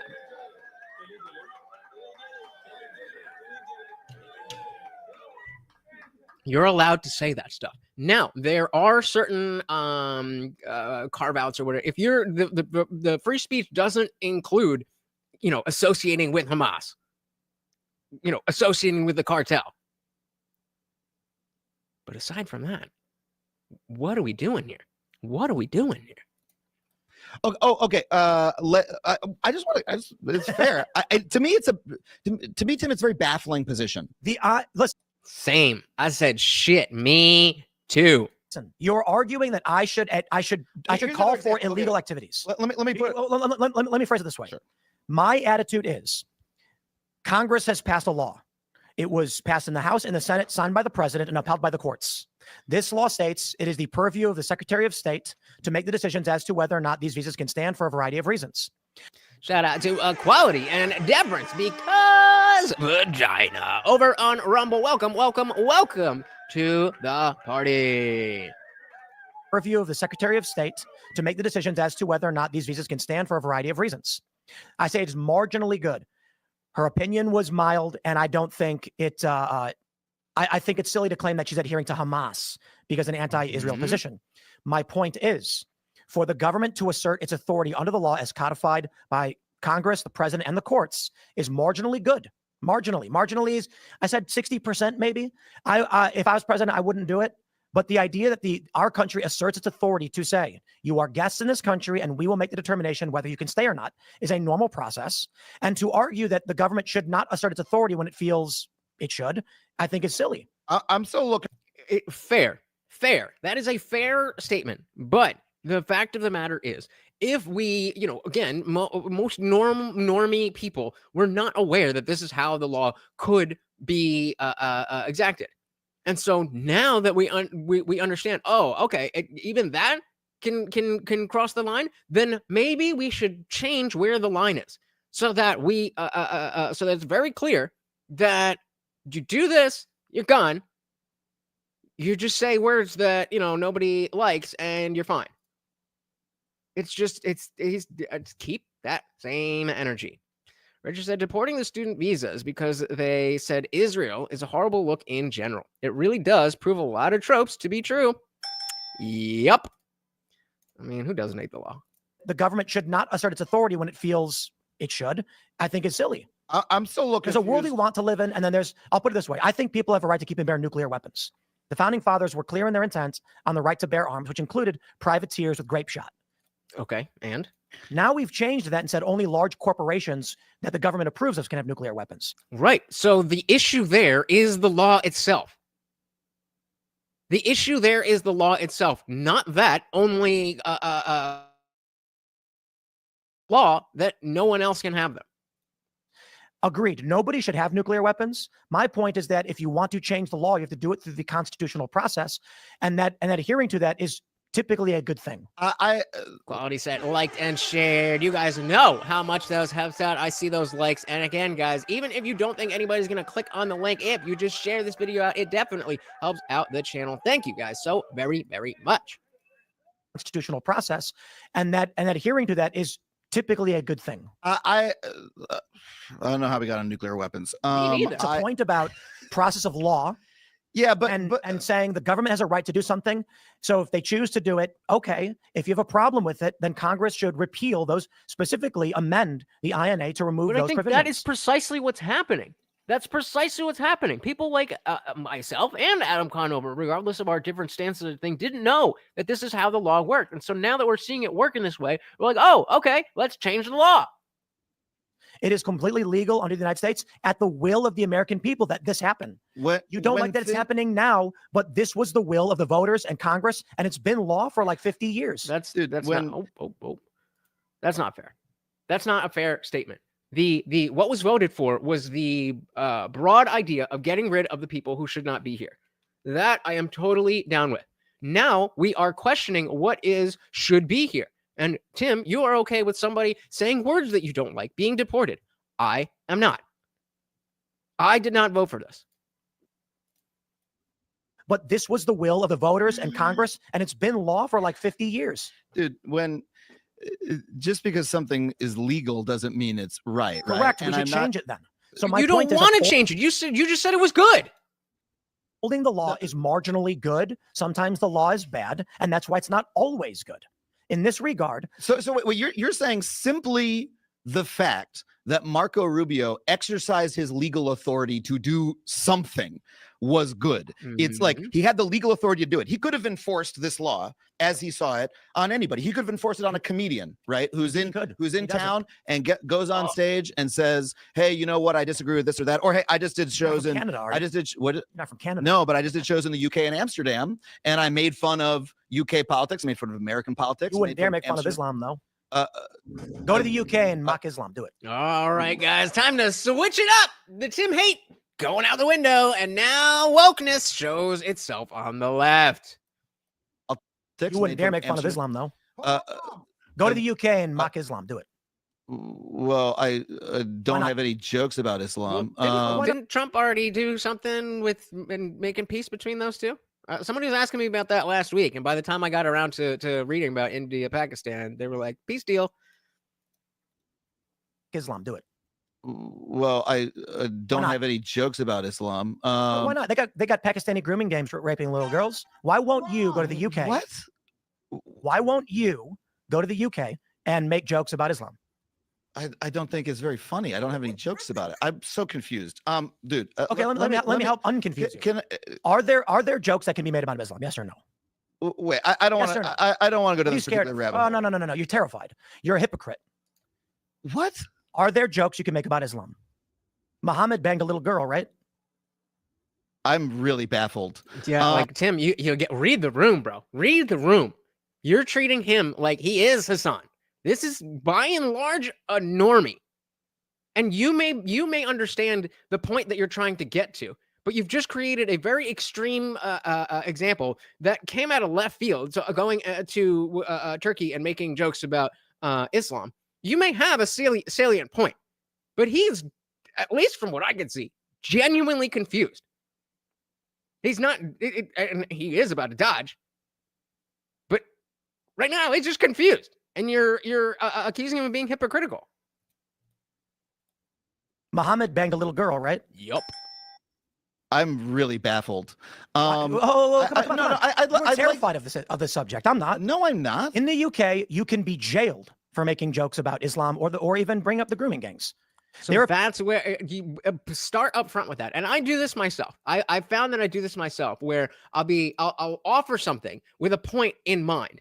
And I'm here, and then you answer this question, that question, that question, that question. And then by answering all, 5 questions, 10 questions, whatever it is, we get to the point where, you see what I was saying.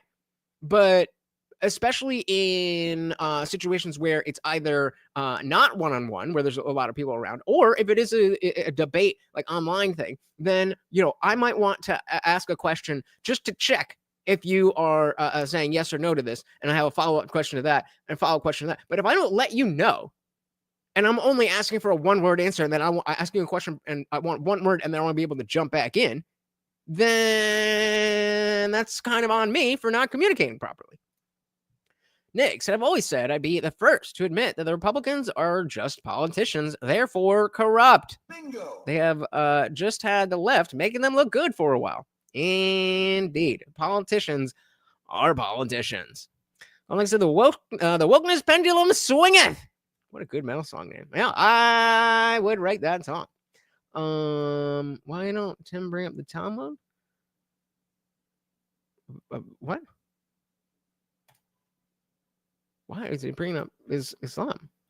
I mean, I get that he's talking about, free speech and da-da-da-da. But again, like, lay it out. And especially, this is a perfect example of talking about the goodwill that you've earned in a conversation.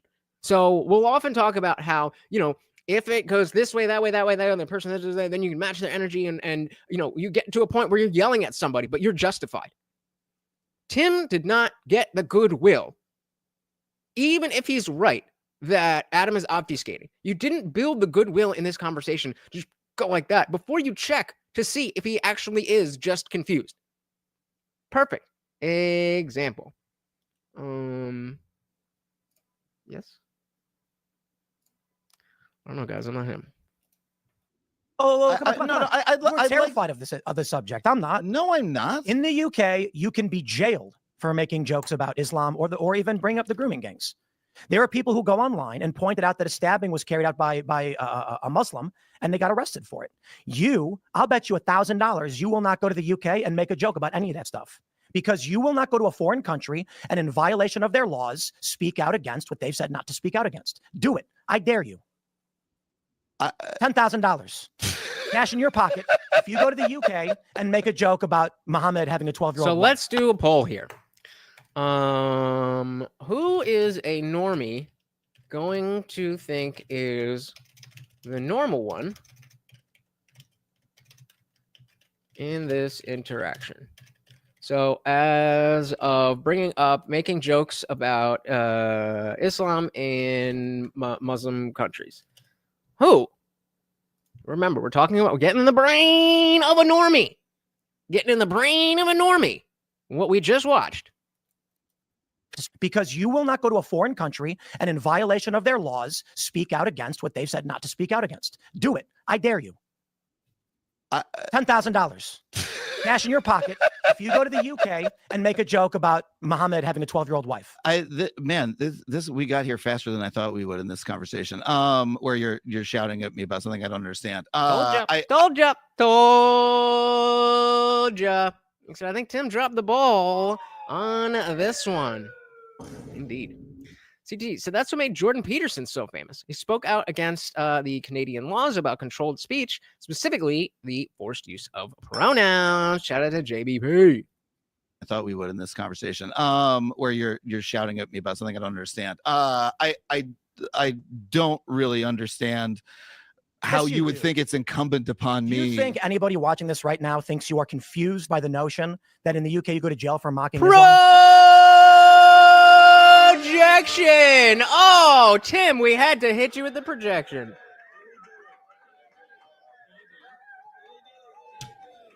Brother. No, everybody is very clear that Adam doesn't know what the fuck you're talking about. You know that you were talking about mocking Islam in now it's the UK. I thought we were talking about Muslim countries before.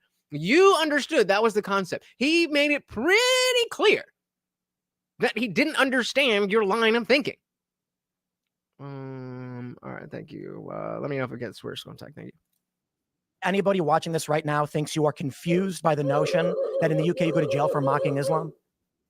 I don't understand how we got onto you shouting at me about Islam specifically. I'd like to return to okay. It's because you said people should be allowed to come to this country and speak out against it, and you said you're a comedian. Those are the laws that we have, Tim. The UK doesn't have those laws. You're a comedian and you go to other countries, right? And you said you go to the UK. And I said, okay, if you go to the UK, speak out in violation of their laws and see what happens. And you said, I'm confused. I don't understand. What don't you understand? Will you go to Turkey? Will you go to Turkey and speak out against Islam? Let's try a 40 minutes. Let's give maybe a reset, and we'll try to share the screen again. You go to jail for mocking Islam? Any better? I don't understand how we got onto you shouting at me about Islam specifically. I'd like to return to okay. It's because you said people should be allowed to come to this country and speak out against it. And you said you're a comedian and you're a comedian and you go to other countries, right? And you said you go to the UK. And I said, okay, if you go to the UK, speak out in violation of their laws and see what happens. And you said, I'm confused. That's better. Beautiful. Yeah. See, please, guys, let me know when that stuff happens. Thank you. This is the largest stream I've done in a while, guys. If you are new here, welcome to the party. This is my co-host Morty, and I am Lutch, aka the Indian Jesus, here to resurrect the second coming of Common Sense, live every Monday, Wednesday, Friday, 8 p.m. Eastern, and sometimes whenever I feel like it. Hit that subscribe, ring the bell, and you'll never miss an Indian Jesus live party ever again. Viewers, I don't understand. What don't you understand? Will you go to Turkey? Will you go to Turkey and speak out against Islam? I mean, if I have a joke to make, sure. I don't have a joke about those particular topics. You would. I would. You're saying if you had a joke about. Oh yeah. Sure, I would. Oh, I thought he was arguing and saying no. You would have a joke if you. Okay. I would. You're saying if you had a joke about. Oh yeah. Sure, I would try to do the best I can. I always try to poke the bear as much as I can. It's part of the job of a comedian. Nothing to poke the bear because about as it pertains to one of the world's largest religions. I mean, come on. I mean, I have. It's giving. Oh, you're a comedian. Tell me a joke.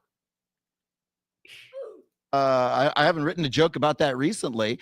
If I was him, I'd be like, all right, fine, let's do this. Let's stop the entire show. Because since you think that this is so important to this conversation, give me a minute while I think of a joke.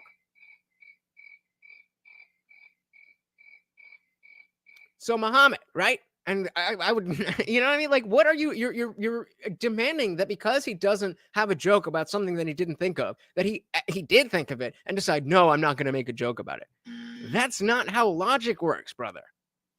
CT said Ari Shafir was once told to make jokes about the government. He went and did 10 minutes on the topic.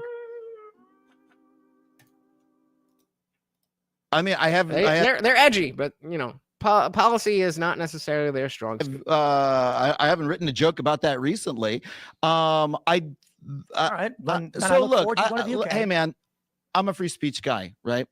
I think that something that's nice about America is that we're a country that has that value, and that we don't generally think that you should be tossed into a van and kicked out of the country for expressing an opinion. I think that it is a change. I think it's a change in America to most people around the world to feel that, oh, wait, if I go to America and I express a mild opinion about their foreign policy in my own student paper, or maybe on a stage, or maybe somewhere else, I could be, without any warning to me, accosted by 6 people on the street, thrown into a van, and taken out of the country. Oh, come on, right? accosted. Let me finish. I think that's a strain. I think that's a new idea for a lot of people, that America is that type of country. I think that Donald Trump's purpose is to turn America into that type of country. I think that that's bad. I think it makes the country smaller. I think it makes the country worse. I think it's a violation of most of the values that I grew up with as an American. And that's my view of what's happening in the country. Now, if you want to say, hey, I don't like free speech for foreign nationals who are in the country who express mild opinions about other countries' foreign wars. Is that what you want to say, Tim? Is that what you want to say? Then that's your prerogative. It's a big difference between us that you don't like free speech in that way. I mean, that's loaded language, right? Okay, but is he wrong? Yeah, all the language you're using is pretty loaded. Well, you keep using adjectives to describe things to diminish one thing while exacerbate or exaggerate something else. I do use the English language to express my thoughts and opinions. Yeah, but it's it's straw manning. It's not a legitimate attack of the ideas, right? So accosted on the street. Come on. She was arrested. Okay. She was arrested by a relatively large group of men compared to what a normal arrest would require, which I think they didn't need to do and was silly. So we can say she was arrested by several men, unmarked, or plain clothes, which didn't need to happen. But I don't need to say like she was accosted by men on the street and like it was about a mild opinion. It's like, okay, listen, the facts of the case. Like I said, I don't like the idea that people come to this country and then try and tell us how to how to live our lives. You're not for free speech. I understand. So Tim could take this in the same direction that he did with Emma Vigilant, where it's like, okay, well, we want to talk about freedom of speech. What exactly are we talking about? Should I be free to do this, that? Because Tim has put himself in a position where it is fair to say you're not for free speech. That is fair to say for Adam in this situation. I don't think it is true. I don't think it applies, and that's why I don't like that Tim is saying these things, because I don't think he believes them. Amanda said it truly annoys me when some people think that someone is either purely good or purely bad. They can't have both good and bad takes. Like, come on, man. Come on, man. We're all human. Exactly. Exactly. Okay, cool. Thank you. I was hoping it wasn't the whole time. People come to this country and then try and tell us how to do, how to live So our you're, lives. you're not for free speech. I understand. I think American citizens have self-determination and sovereignty. And I will say this even of the Canadians who keep coming here and they keep getting involved in our politics. You mean like Ryan Long, who's been on the show many times to, talk about the woke left that you platformed? And I will say this even of the Canadians who keep coming here and they keep getting involved in our politics. I'm friends with some of them, but I think it's fair to say that there is an issue with Canadians, largely conservatives, who come to this country and then start advocating for conservative values in a country they're not from. So To be fair, there are liberals Canadians who do it too. I find it to be silly. That being said, Canada as a bordering nation. Wait, you don't want Canadians coming here and amplifying the ideas that you like? Did I just mishear that? And I will say this even of the Canadians who keep coming here and they keep getting involved in our politics. I'm friends with some of them, but I think it's fair to say that there is an issue with Canadians, largely conservatives, who come to this country and then start advocating for conservative values in a country they're not from. So why is that an issue? Why is that an issue? You're an American. You have a huge show. You can't combat some Canadian conservatives? This is a bad look, bro. Yeah, ZD said, Adam's kind of cooking him.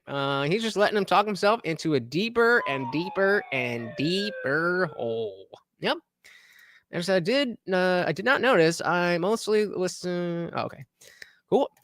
CT said it's Tim's show, yet Adam is the one asking questions. Should be the other way around. Now you guys see, if you didn't see before, why I just had to cut off that Timcast membership. I appreciate so very, very much what this dude has done for the online political space. But he just ain't who he used to be. Largely conservatives who come to this country and then start advocating for conservative values in a country they're not from. So to be fair, there are liberals Canadians who do it too. I find it to be silly. That being said, Canada as a bordering nation with a largely overlapping culture is a morally different question, but still applies in much the same way principally. So I do take issue with. We definitely gonna have to look at the comments for this one. Foreigners coming to my country. it's a nice white country, so we like it. Canada's they call it what, the most multicultural country in the world, I think. Mm-hmm. They big on immigration. I think Toronto is considered to be the most multicultural city in the world. Yeah. So Canada actually is. You can call it a nice white country. That's technically the truth, but it also is very, very much in favor of immigration and diversity and all these things, largely what many of the conservatives who come here speaking out against. But without, So this is a country where if you're. Yeah, let's hear from our resident Canadian. Said, why don't you like Canadians being involved in American politics? Do you not want Canadians listening to your show? A stupid take. Yeah, like I could totally understand if you're talking about Chinese people, Indian people, even the El Salvadorians and South Americans, but like it's literally a neighboring country to the one superpower of the world. What are we doing, Tim? What are we doing, brother? You're speaking out against.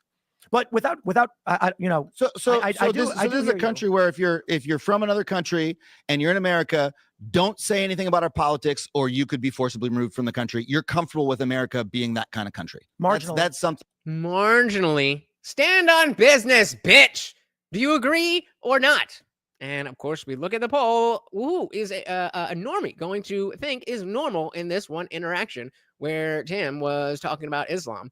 And 83% of you said Adam would be the normie, or the normal one. I agree. Let's not forget about our swogo, guys. I am so tiny. I'm so puny. Help me. Politics, or you could be forcibly removed from the country. You're comfortable with America being that kind of country. Marginal. That's something that's like that's a value of yours. Those are your values. See, you're doing it again. No, I'm trying to understand what you actually believe. Yeah, I'd say marginally it's a good. Because I think that's a point of distinction. It's like not it's just- So then Adam should be like, okay, if you're saying marginally, what is the margin? Why is it not good or bad? What is the marginal? That means that it's not completely good. So there's good and bad. Fair enough. But what is that? CT said, does kind of suck what happened with Canada and Trump. Pierre was going to win the country for the right, and then Trump started tariff threats, and it all swung left again. Golden said, man, Tim really shouldn't have hung out so much with Laura Loomer. Where do you think he got all these stupid ideas? Probably from Laura Loomer. But also, I think from his audience. I think he has a significant degree of audience capture. And it's like Canadians and Americans have the closest ties when it comes to culture. Yeah, but don't you dare say a thing. Don't you watch my channel and help me spread my message and engage with my community where I want more engagement. Don't you do that. How dare you? How dare you? Next, our northern neighbors are different. They don't cause us problems, and they have long been a wonderful allies. Well, I mean, there's been some issues, but you know, said, well, Tim, if that's your opinion, you should not comment on Canadian politics. Fair enough. Yeah, I'd say marginally it's a good. because I think that's a point of distinction. It's Like not just yes it's or no. useful in a conversation like this to be like, okay, I have my value, you have your value, and you know, my value is like, I really like it when people say what the fuck they think about any country's we can politics. simplify it. My value would just be, to whatever mathematical degree, American sovereignty supersedes the right of foreigners to speak about our policies. No, it doesn't. That's just not true, Tim. That's just not a statement of fact. But in this case, But that's just my value. So In we've this, concluded. so you think that literally any time America is exercising its sovereignty, that's like a good thing in that particular case? Like, because What does that mean? like You're a guest in our Mark. look, with all due respect, I think Oh, I remember this part. So, can I trust you guys to not hit the answer before? No, I can't trust you guys. So I'm gonna put up another poll about the analogy that Tim is about to make. So don't answer until you understand the analogy and the question. If you're not sure, ask. you're a guest in Mark. our look, with all due respect, I think I said it like 6-7 times. You're a guest in our country. Adhere to the rules. That's it. That includes conservative Canadians, conservative Brits. That's Carl Benjamin. That's Paul Joseph Watson. That's Viva Fry. That's Seth Rogen. Viva Fry. And it's also man. Okay, so Mason, all it's also those Mohammed people If they got deported, I'd say, okay. should not speak about American national interests in like the Suez Canal. We shouldn't While say here on a the temporary Panama visa. Canal or like While is here on a Puerto Rico a conditional state or not? visa. So all he's saying is you're in my house, or actually, wait, fuck, I put it up too early. Just wait, don't hit the poll yet. Don't hit the poll yet. Don't hit the poll yet. Don't hit the poll yet. Don't hit the poll yet. Don't hit the poll yet. I put it out too early. Hold on. Just wait. There's an analogy coming. Do not hit the poll yet. They should not speak about American politics. You can speak about what you want, but speech has consequences. I mean, that is right out of the woke playbook. Free speech doesn't mean freedom from consequences. I never thought I would be looking at Tim Pool sitting across from Adam Conover and being like, oh, Tim, you're so woke. Mind blown. Tim told him Echo Chamber was more centrist with his original host. Now he yells at every liberal that comes on and wonders why more don't come on. Yup. I know you guys too well. Adhere to the rules. Our rules are freedom of speech. Bingo. Sounds like we've been doing that. Shout out to United. Welcome to the party. So it looks like the likes match the live viewers. Thank you very, very much. Yeah, share with a friend. It really does help. Thank you and welcome to the party. About American politics. You can speak about what you want, but speech has She did, and then she got deported. consequences. I mean, Doesn't it? okay, so we can move on. I'll say, to me, that's a radically different America than I thought I grew up in. Ah, I remember this part too. But he said, "Then I thought I grew up in." We can move on. I'll say, to me, that's a radically different America than I thought I grew up in. That I thought I grew up in. And I think it's fucked up that we're becoming that kind of country. I think it's really believe you think bad. that's true. Yeah, Okay, you don't I gotta end this poll. I put it way too early. Put it way too early. believe I think that's true? Well, I mean, I suppose I Like could what I say- just said, I believe. You're like, you don't believe that. Well, because we if we go back several administrations, that's not been the case ever. I mean, look at New York in the 2000s when the Bush administration rounded people up, and well, I'm sorry, it wasn't Bush, during the Bush years, and they put 200 people in like a bus. They locked them in a bus cage. Yeah, that was bad. That's the country you grew up in. The idea that and it these was things bad. haven't been happening. Just put it somewhere they won't click on it. Put it on your Twitter, or put it on, whatever. It doesn't matter if they click on it. You sharing it is what helps the channel. George Carlin got arrested for swearing. We had blasphemy and it laws was on the bad. book. Yeah, You and it was actually are claiming bad. you- And then we Indeed, said, and you oh, we grew up shouldn't in do that nation, anymore. and it never changed. The idea that you think you grew up in a nation where you could say whatever you wanted is an absurdity. George Carlin Okay. went to jail for swearing. And that was good, you think? No, because it wasn't. you think it's good that Rumesa Ozturk is being She's forced to not leave a the country. citizen. So She's on a conditional visa as conditioned by the INA and the Conditioned to the same rules that George Carlin was under, at least to the degree of what we're talking about. Now, if George Carlin was calling for Hamas to come attack America, and this girl was calling for Hamas to come attack America, yes, I would want to discipline her before the American citizen. But that's not what we're talking about. We're just talking about words that we don't like. Chick is being She's forced to not leave a the country. citizen. So She's on a conditional visa as conditioned by the INA and the existing administration and the will of the voters. okay, but you're So, arguing. no, And again, you're slandering me when you're saying this is the will of the voters. Just because Trump is doing a thing doesn't mean that everybody who casts a vote for Trump must like everything he does. That's called being a sycophant. no. My argument you're is arguing that you said the Ozturk's country I grew deportation makes up in. sense because George Carlin was arrested for swearing. No, you said I grew up in a country with free speech, and I said no, Uh-huh. you did not. He said, the country I thought I grew up in. And It's you're never been true. and you're like, So it was a perspective, not a statement of fact. okay, that's yes, you're right. So under your view, America is a country that doesn't have free speech, never had free speech, Yes, and that's a good thing no, because we're exercising our sovereignty. Exactly. That's the stick in the mud there. That you can make the points about, okay, free speech was never, totally free, but we all agree that George Carlin getting arrested was a bad thing. So we want to move away from that and give people more freedom. Yet here you are saying it's bad that George Carlin was arrested for saying naughty words. It's also bad that this girl was arrested for saying naughty words, but I only care because he was an American citizen and she's not. That's not a principled stance. Free speech, never had free speech, yes, and that's a good thing no, because we're exercising our sovereignty. no. Okay, but you think it's a good thing that Rumesa Ozturk doesn't have free speech? Do you understand the distinction between a non-citizen here on a Nope. conditional Not in this context, Tim. Not in this context. They are exactly the same. visa and an American citizen being arrested for swearing? I understand that there's a Very distinction. different I don't think circumstances. that either of those people should be treated differently in that case. Let me say this. I don't agree This with you, country- man. Neither of those people should be treated this way. You, Tim, seem to agree that George Carlin should not have been treated this way. But we look at a young student just expressing a mild opinion.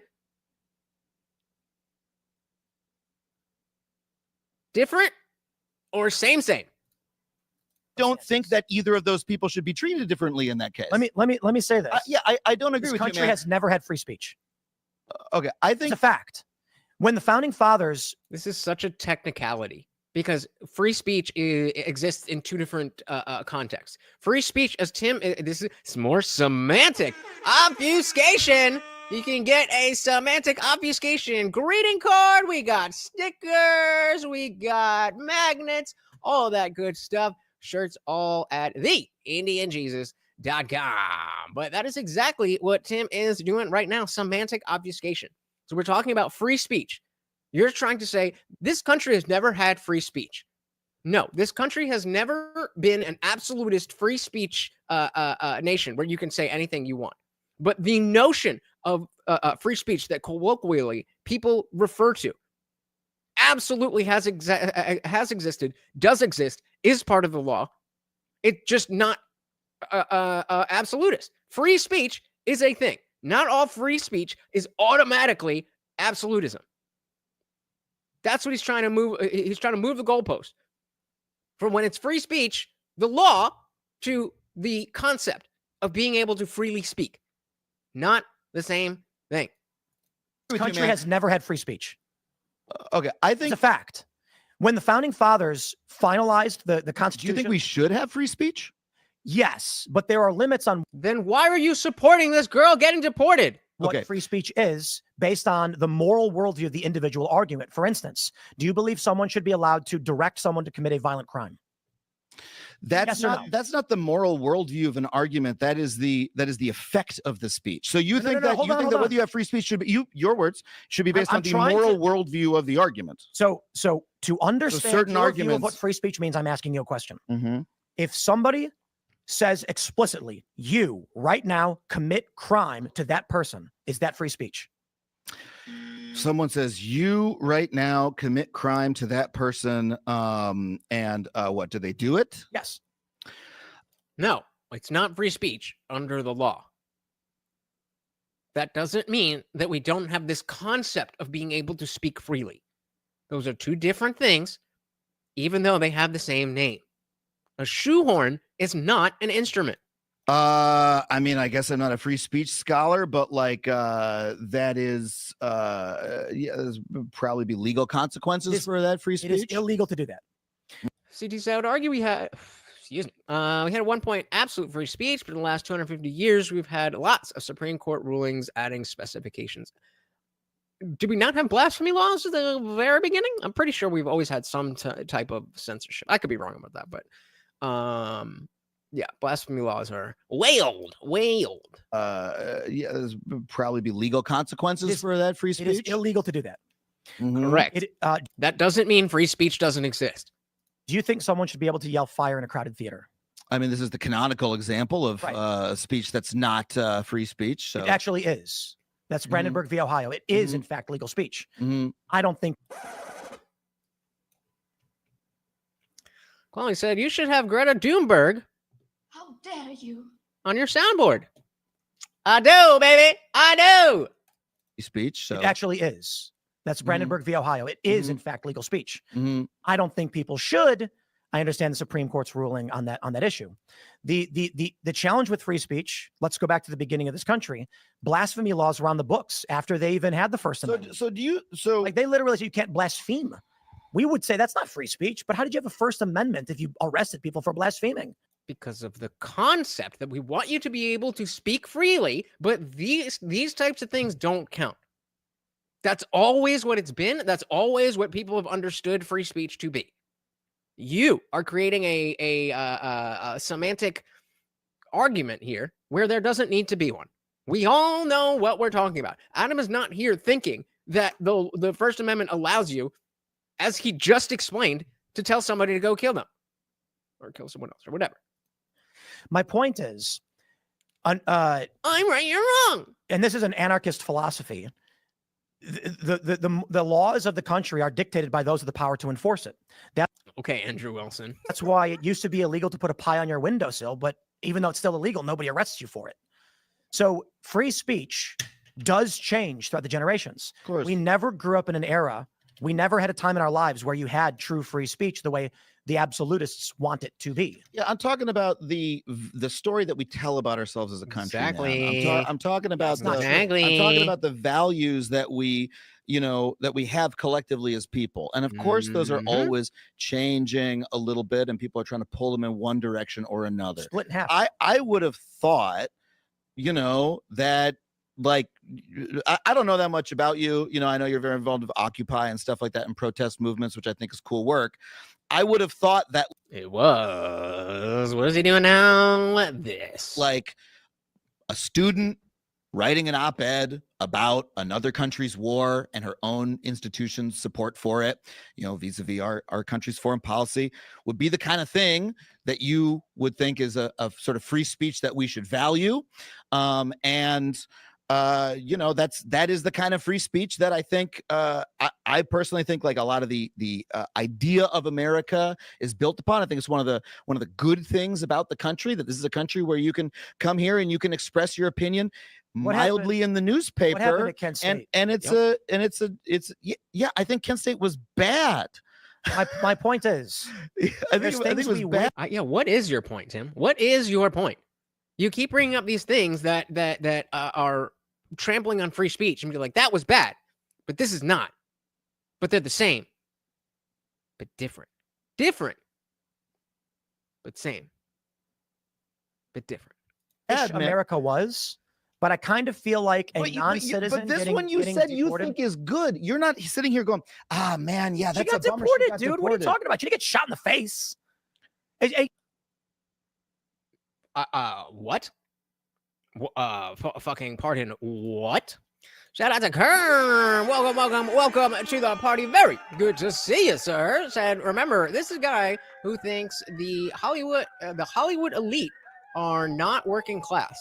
The brightest fella, just a typical American bad lefty. Well, I don't disagree with you, but he unfortunately is putting it to Tim at this very moment, and it's not ideal. It is far from ideal. But I'm okay with giving people their flowers when they are right. Give me a second here. If you guys are enjoying the show, the party rages on 24/7 over in our Discord. The link is pinned to the top of the chat and is absolutely free to join 24/7. We're in there hanging out, having a great time. And guys, it is absolutely free. However, if you are a member of this channel here on YouTube, you can scroll right below that video and hit that join button. Starts at $2.99. There's a few different tiers, but $2.99 will get you in. It gets you members only live streams here on YouTube, all that other good stuff. But it opens up the full Discord server. So we've got the free chat that is open to anyone. Anybody can join and talk. But as you can see, that is just one of our channels. There's a bunch of different channels here, including our Disciple chat for members only, our Word of the Day watch party, where we're talking about all this stuff. And of course, we have the voice channel here, where we are hanging out at this moment. Shout out to everybody in the Discord server. Say hello and tell them to come and join. There you go, guys. Simple as that. See you there. And of course, remember, guys, if you join the free chat tonight, the pinned link at the top of the chat, you get access to the after party, the entire server. You get a 1-day pass without even having to be a channel member. Come on through. You're going, ah, man, yeah, that's she got deported, dude. What are you talking about? She didn't get shot in the face. A conditional visa was revoked. I'm not crying about it. I don't care. I mean, I think she cares. I think That's her family too fucking cares. bad. I think the people of her university care. I think change the law, man. This is a marginal issue for a single person who was in violation of the INA as it's enforced by a government that was. No, she wasn't. So why do we think Adam is doing better than most of the lefties Tim has on? Because he's not doing well. Tim's just giving really bad arguments. I mean, Adam is doing a good job of highlighting that, but as it's been said, Tim is kind of just digging his own grave here. I mean, calling out the steel man and putting it in a way that is exactly what he said, but also is a little, that's doing a good job. But I don't think any lefty that we've seen couldn't do that. It's just that Tim wasn't giving this bad of analysis. So I personally think it's because he's keeping it simple and not clip farming, morally grandstanding, or virtue signaling. That will definitely help. He's just saying his thoughts, asking clarifying and legitimate questions, not trying to please anyone. Tim is just digging his own grave at this point. Yep, indeed. Sydney said Adam is making, usually Adam's making no sense. And I'm a fan of Tim Pool, but Adam is kind of cooking Tim in this video. Yep. Issue for a single person who was in violation of the INA as it's enforced by a government that was elected by a popular majority, or I should say by a plurality, but the popular vote. So I don't understand how you are a center normie anywhere further left. Maybe, I mean, I don't know, I'm right leaning, so maybe even right leaning all the way to the left. I don't know how you hear this and don't think, oh, you don't really care about people. You just care about your ideas and having the country that you want by any means necessary. Damn these other people. I don't care about that. It was wrong, but I don't care, says Tim Pool. I mean, that's why he's doing so bad, because he's doing bad. Adam's doing all right. All right. But Tim is just, as we've said, digging his own grave. And guys, we are past the 2-hour mark. So if you are enjoying the show and would like to keep the party raging, you know how to do it. That was elected by a popular majority, or I should say by a plurality, but the popular vote. And then again, he's coming. So everyone who voted for Trump is okay with this. No, we're not. So Don't hide behind us. Let me pull this up, because we're Stand talking on about earlier, business, this RCT bitch. from April 22nd. Every age bracket, to be fair, 40-49 is a tie, but Real Clear Politics aggregate shows from all of the latest polls, 70 plus is the only age group that is a negative view of Trump's job. Yeah, that's not really hitting as hard now that you've said all this other shit. Okay. I'm just trying to. This is a popular majority. I'm just trying to make sense of your position around free speech, because you agree with me about all the past things in America that you're talking about. Kent State, you're talking about George Carlin, and all these other things. And we all agree that those are bad, but this one to you is not bad because reasons. Hey, shout out to Tijuana Border Jumper. Welcome, welcome, welcome to the party. CG said Adam isn't doing anything special or making good points. He's just kind of staying quiet and letting Tim rant. That's the key. That's the key, lefties. The key to going on the culture war is just let him hang himself. That you're talking about Kent State, you're talking about George Carlin, and all these other things, and these were bad abrogations of free speech. Indeed. Yep. When CG is saying because Adam's not a political personality. Most Dems that come on are established political guys. Adam is an actor, good at improv. He understands how to yes and. I don't know if it's that that aspect of it, and being an actor and all that stuff. I don't think he's acting here. But in terms of not being a political personality, he doesn't have a political audience that's, you know, watching this and like, oh, this is your moment to get at the Tim Pool. I mean, I think a lot of the people who watch his content probably have no idea what this show is.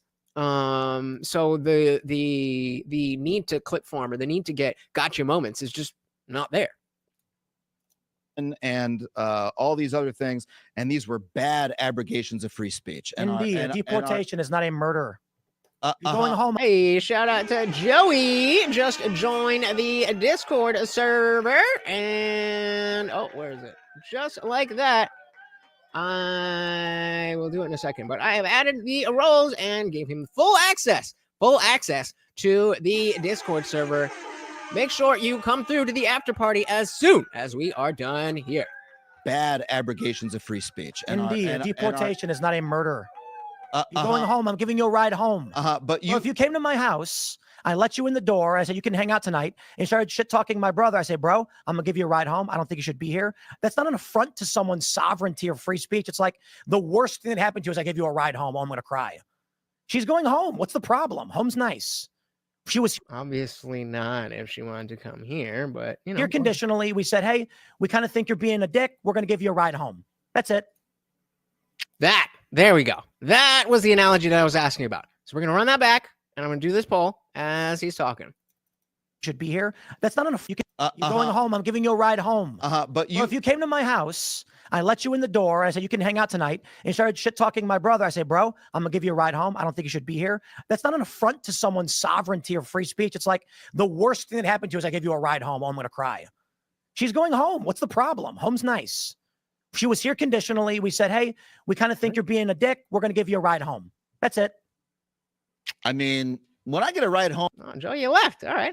Kent State, 6 guys don't normally shove me into a van, and then my family doesn't know where I am. That's you know.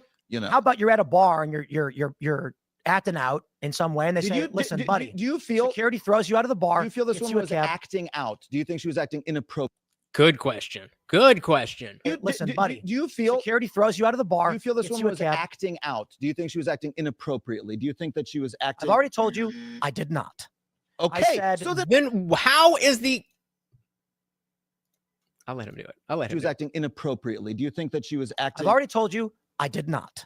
Okay, said, so then how are you justifying what happened? I don't It's think you can. legally narrow that it can happen. Therefore, it's good. If Tim was smart, Tim is smart, but if he was smart in this instance, the position that he would take is that is a somewhat remorseful, for lack of a better word. Be like, yeah, that woman, she got caught up in it, and it definitely shouldn't have gone that way. But this is a response to the crisis that we're having, and no, that bring that girl back, or don't whatever. You don't need to hang the entire thing on this one girl, especially when it makes you look so fucking bad. It makes you look so bad. Except to all the people who are like, yeah, if they're not white, if they're not American, get them the fuck out of here. And like, if that's the audience that you want to cultivate, cool. But that ain't me, bro. That ain't me. I don't It's think you can. legally narrow that it can happen. I Therefore, don't. it's good. I don't Your think you know how to position is incoherent. separate. I just don't think you know how to comprehend the separation between. I have no issue with a woman making her argument. I think it was absurd to claim she's adhering to Hamas because she's critical of Israel. But her visa is conditional. And it is on what? On what, Tim? Acting out, which by your own admission, you don't think happened. CD said his analogy was about her being a dick. But his analogy about her being a dick was an op-ed that seemed fairly innocent about hyper pro-Israel politics from a public university. That's not being a dick. If she was being a dick, then we would all agree with you, Tim. Again, put one in the chat if you've not seen any of the op-ed and you want to take a little look at it. I am definitely down to do that. No, we are coming up on the 2.5 hour mark, guys. So anything for Morty will keep the party raging. Hamas because she's critical of Israel. But her visa is conditional. And it is the authority of these United States and the Secretary of State to revoke that. So it's okay. Nope, it's not okay. It's not okay. Even if we go back to the fact that technically it's legal, I morally I don't believe it is morally just for these people to have such a thin, a narrow scope of what they can say. I don't agree with that. And I didn't know that the law could be used in this way. Now that I know the law can be used in this way, I can speak out and say, despite the fact that we need to get tens of millions of people out of this country, she simply wasn't one of them. She simply wasn't one of them. That doesn't change anything about my opinions on the border crisis, on immigration, on criminal aliens, and any of that stuff. But me thinks that if Tim were to say that and have the rational view, then a lot of his audience would, not appreciate that. Hey, shout out to Amanda Price out sponsoring herself. Let Amanda be the only one. Thank you. Where's my applause? There we go. Thank you. Said listening to both these guys is almost aggravating. They both have so many bad takes, which is why this is perfect for what we want to do and be like, hey, don't do that. Don't do that. Thank you. And of course, that makes the party rage on. It's the authority of these United States and the Secretary of State to revoke that. So it's okay. Right? Trump won the popular vote. What? But this is the agenda. Man. Sorry, man. This is the hump that I can't get over. Clearly. You don't have any problem with what she actually did, right? Mm-hmm. But Trump Trump and Rubio had the narrow legal ability to do it. You're not following. Do you agree with their decision? I'm not following either, Tim. So that's on you. And Rubio had the narrow legal ability to do it. You're not following. Do you agree with their decision to do it? I think there is a net negative to a degree that foreigners come to this country to dictate our politics. That's not what you were asked, Tim. You weren't asked about I agree. I have an issue with foreigners coming to this country to dictate our politics. That's not what we're talking about. Let's break down the op-ed in the after party. We definitely we'll do that. Remember, guys, the free link is pinned at the top of the chat. If you join our Discord tonight, you get the free access to everything, not just the free chat, but the Disciple chat, all the current events, and including the after party voice channel. I said, Tim is lame. Loser! Loser! Well, a better analogy is that you're at your friend's house for a sleepover. You ask the parents if you could use the salt for your dinner, and they drive you home because they don't use salt at dinner.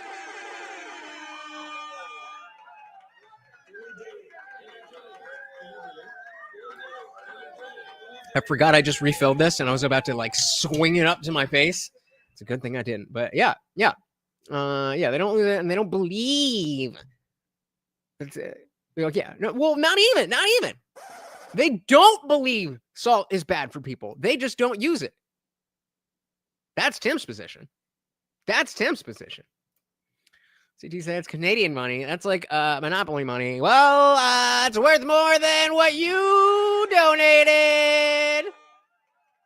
I said our money isn't much better nowadays. Well, it's better than the goose egg that I got from the Americans. So thank you so very, very much. Of course, a big shout out to all the disciples. But motherfucker, A net negative. I want to do some push-ups. Like, can we do this? What we're doing? To a degree that foreigners come to this country to dictate our politics.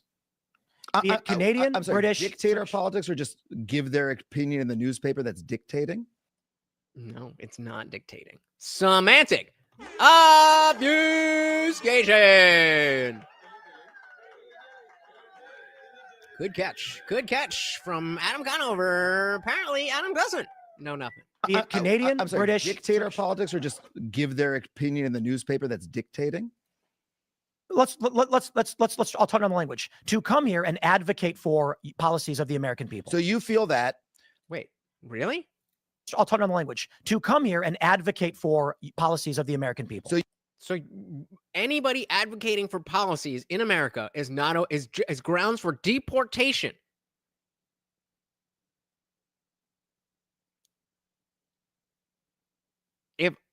If I'm on the left and I hear that, what reason would I have to think that they're not going to be deporting people who have the right to be here? Why would I think that?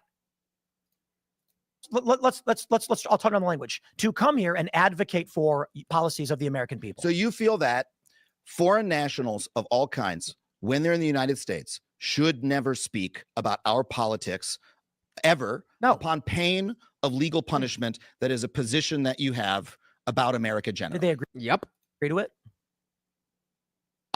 No, they didn't agree to it. She did not agree to say, I will not give any political opinions.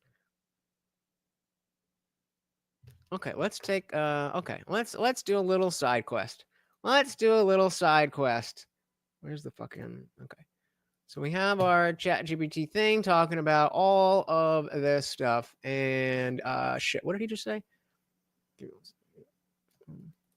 About our politics ever, upon pain of legal punishment. That is a position that you have about America generally. Did they agree to it?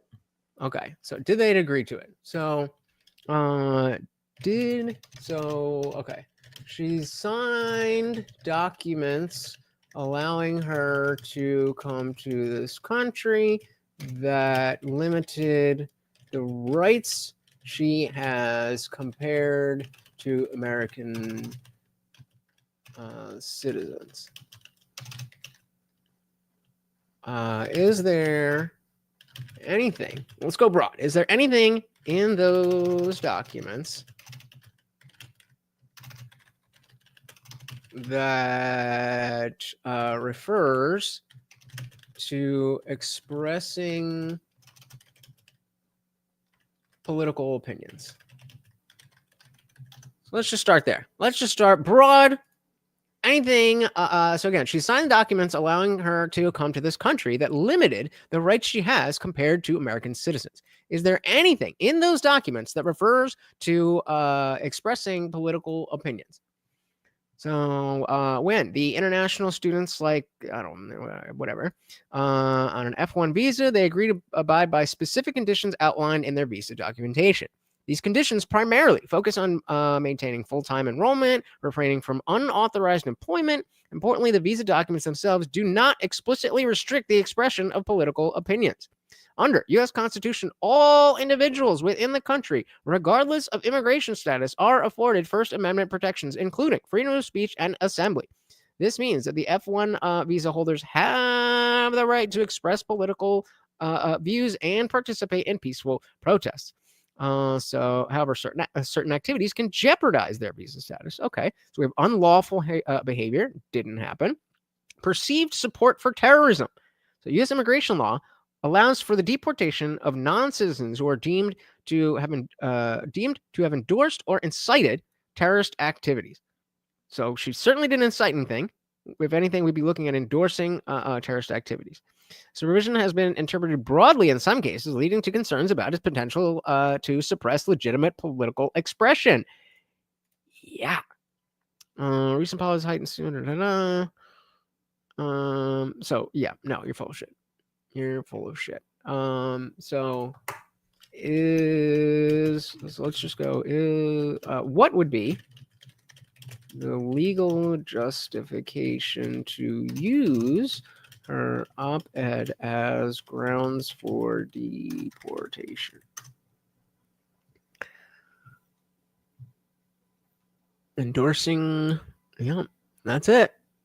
Threat to national security for political activities are construed to disrupt university operations. Nope. Cause civil unrest. Nope. Even draw university resources in controversy. The government might claim she violated the good moral character expectation or the spirit of the non-political conduct implied in the terms, even if not explicitly stated. So, like, yes, this is legal.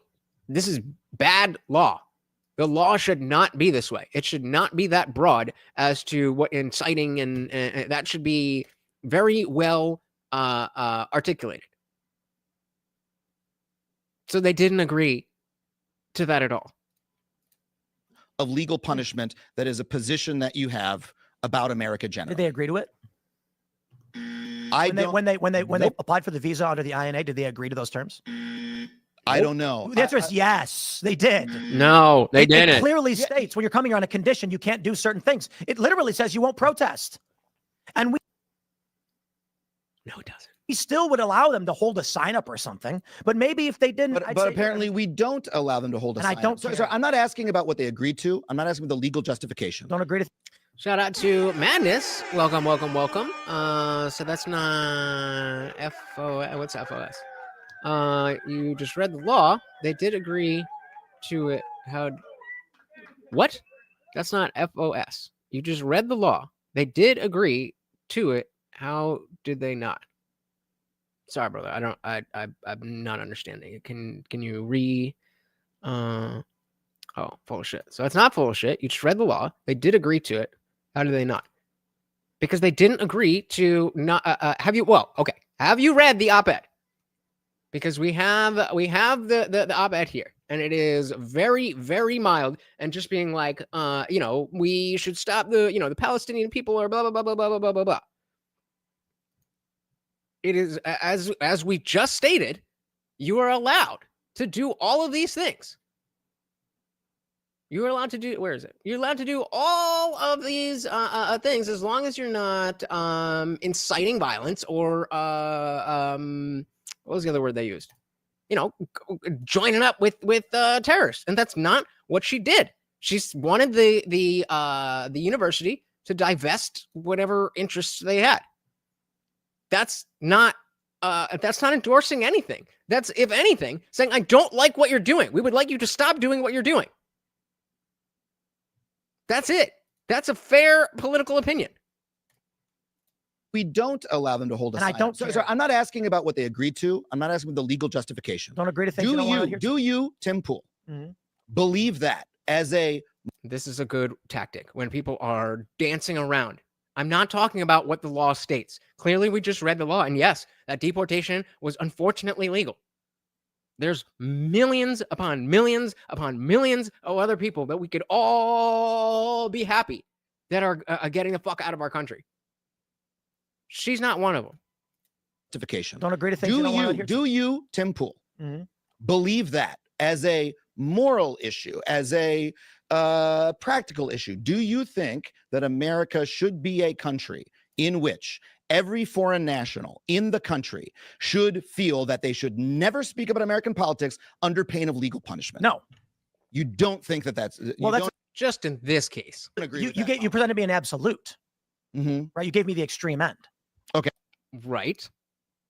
But you're claiming that this crosses the line into extreme.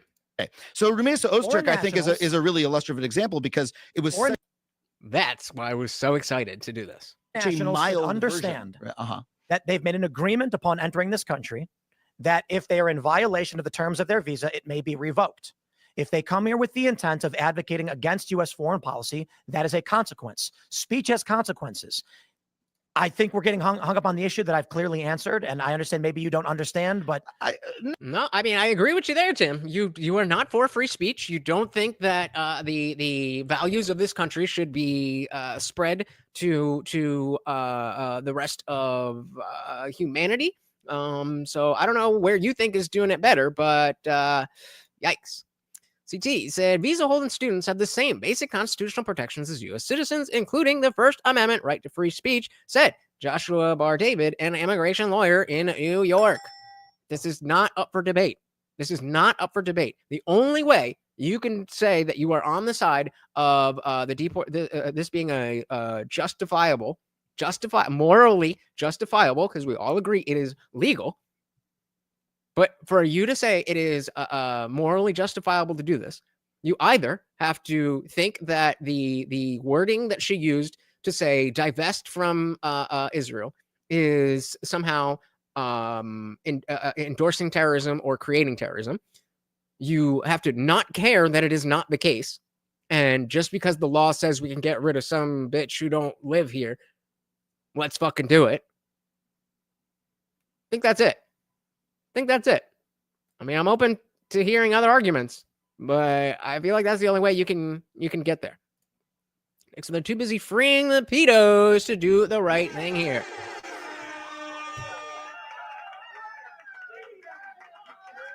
Where's the Epstein list?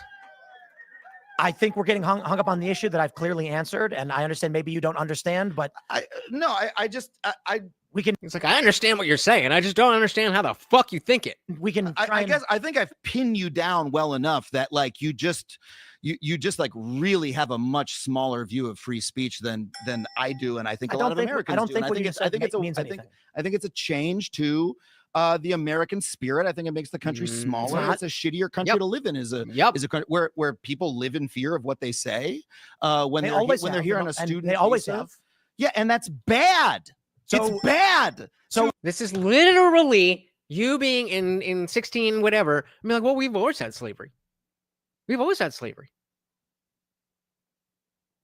That's not what we're asking you. We are aware that this has existed. We're asking you about the morality and your personal thoughts of it. Just, well, appeal to authority. You know, the experts in the court say, therefore, when they're here on a student, they always have. Yeah, and that's bad. So it's bad. So to live in fear of saying shit. This is not. You see, this is here's the issue. I suppose that's a bar. Your whole bullshit culture baiting thing about the Islam stuff in England. If what you say is true, and it may be, I don't know, because I don't really I don't really follow that as you would do. never. But I think it's bad. About that country. You would exactly. That's a bad thing that we don't want here. But you, Tim, are supporting it, endorsing it. Nick said, did Tim fall on a skateboard right before this and get a concussion or something? You never know what's under that beanie. Like, I don't really follow that as you would do, never. But I think it's bad. About that country. Look how excited he was to get down, go back down that road because he thought that Adam was scared of it, and now it's just like, yeah, that's bad. I'm just like, oh, yikes. like I don't really follow that as You as would do, never but I think go- it's bad You would about that country. You would never go to the UK and do those things. If Exactly, CT. I completely agree. I think we should completely divest from Israel. Epstein is a clear example. Robert Maxwell, father of Ghislaine Maxwell, was a Mossad agent. I am all for that. Taking some college girl who's just acting like a basic college girl is not part of that. One thing that I wish they would move on from free speech, good or bad, and talk about what would be more fruitful process or something like this. We are getting to that point.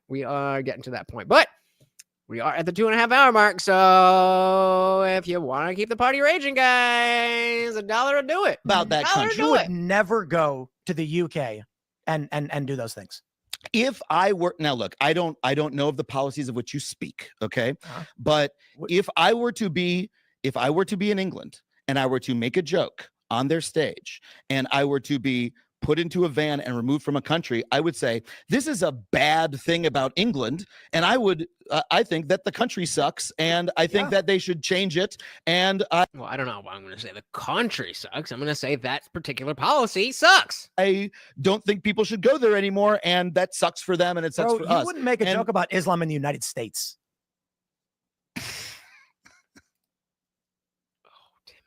Oh, Timmy. Oh, Tim. You know how we talk about people who are, it seems like he's trying to clip farm.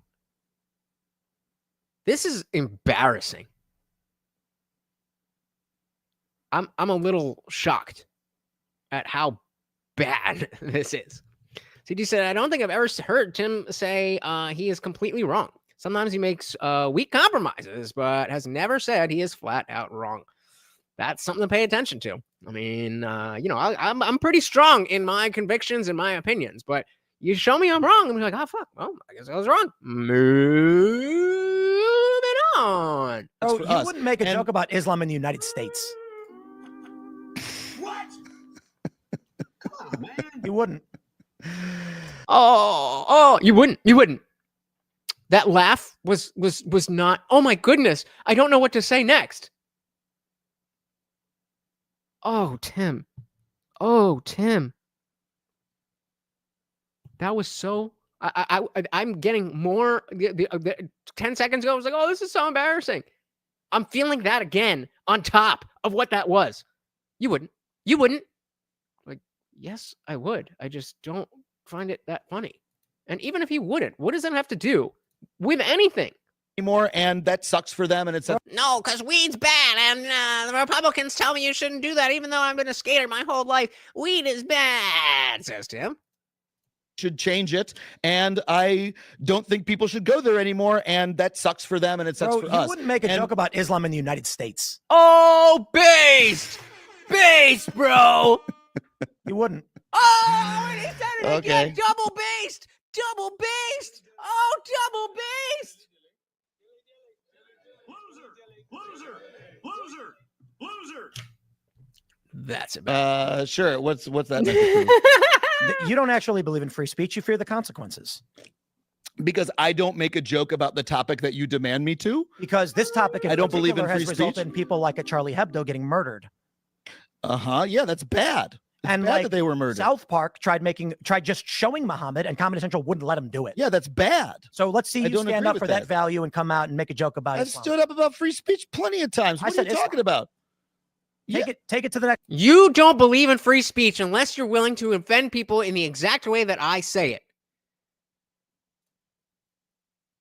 See, so this is like when Tucker had Jon Stewart on the Burning Points and totally cooked Tucker, and the show got canceled. Burning Points or Hardball? Burning Points. I think you're thinking of. What's the saga in? But yeah, I get what you. I get what you. Make a joke about I've Islam. stood up about free speech plenty of times. I What are said you Islam. talking about? Take it to the next level, brother. Okay. At this point, just okay, great. I guess I'm a beta loser. Don't believe in free speech because I don't have any jokes about Islam. All right, How about we do this? This is You believe in free speech. dude. This is what you do when you've lost an argument. Is that you just like okay, you you're just not even jump arguing to it. this? Yeah. Well, they were. Now they're. That was burning points isn't a thing. There's the other thing was something points, and then there's burning something. But yeah. But yeah, hardball. This is You believe in free speech. dude. This is Let's- what. Let's jump ahead a What? little What did bit. you We're railing into humor. them. So go on stage and show a big. So I'll do it with you. I do. I'm Tell you- bizarre rhetorical. I didn't call it for free speech. the thing be Prove me wrong. because I don't have anything fun. Hebdo. Yeah. Your mo- That yeah, standing up for free speech unless I do what exactly? I didn't say the only way for you to stand up for free speech is to do something. I said You certainly implied it. And we jump a little bit more. one of the first things I was, how was I, 22 or something? The Gore v. Evil Man administration's passed. Interesting, can end up seeing happen. Especially people that I met were like, I don't vote. I never voted before. Let's keep this party raging, guys. I am not ready to let this go. Please. There you go. Breaking points. Thank you, Lord Lycanthrope. There you go. There's breaking points. And then there was the other one they do now. But yeah, there you go. Thank you. So these were new voters, which were like poor, white, working class people. And so I think we end up seeing happen, especially right now, is for younger voters, it's interesting considering they are shifting to the right, but they also have less memory of administrations past. For me, I voted for Obama. He was an evil man. And I didn't vote in 2016 because I said the system is corrupt. I've lived through, I was a teenager when the Gore v. Bush stuff happened, and I just saw bickering and arguments, and I'm right, then war and bullshit. Mm-hmm. Then Obama comes around, and I was, how was I, 22 or something? And people were like, you got to vote. I was 22. You got to vote for him. He's changed. It's new. He wasn't supposed to win. Hillary Clinton was supposed to be the person. So I voted for Obama. One of the first things he does is he bombs a Pakistani village, kills a bunch of women and children. And I went, holy fuck, stopped voting. Didn't vote in 2016 either. I said, fuck this. The issue we see largely now is to see so many people who are, older millennials, Gen X and Boomer, acting like Donald Trump is an aberration. For a lot of people, it's like, you're fucking lying. You're lying, or you have a myopic view. I lived through when Barack Obama signed the indefinite detention rendition provisions of the NDAA, or when George W. Bush lied to the American people, didn't declare war, got a bullshit AUMF. And at the time, during the Iraq and Afghanistan war, it was, if you did not agree, they'd blacklist you. Shout out to Nope.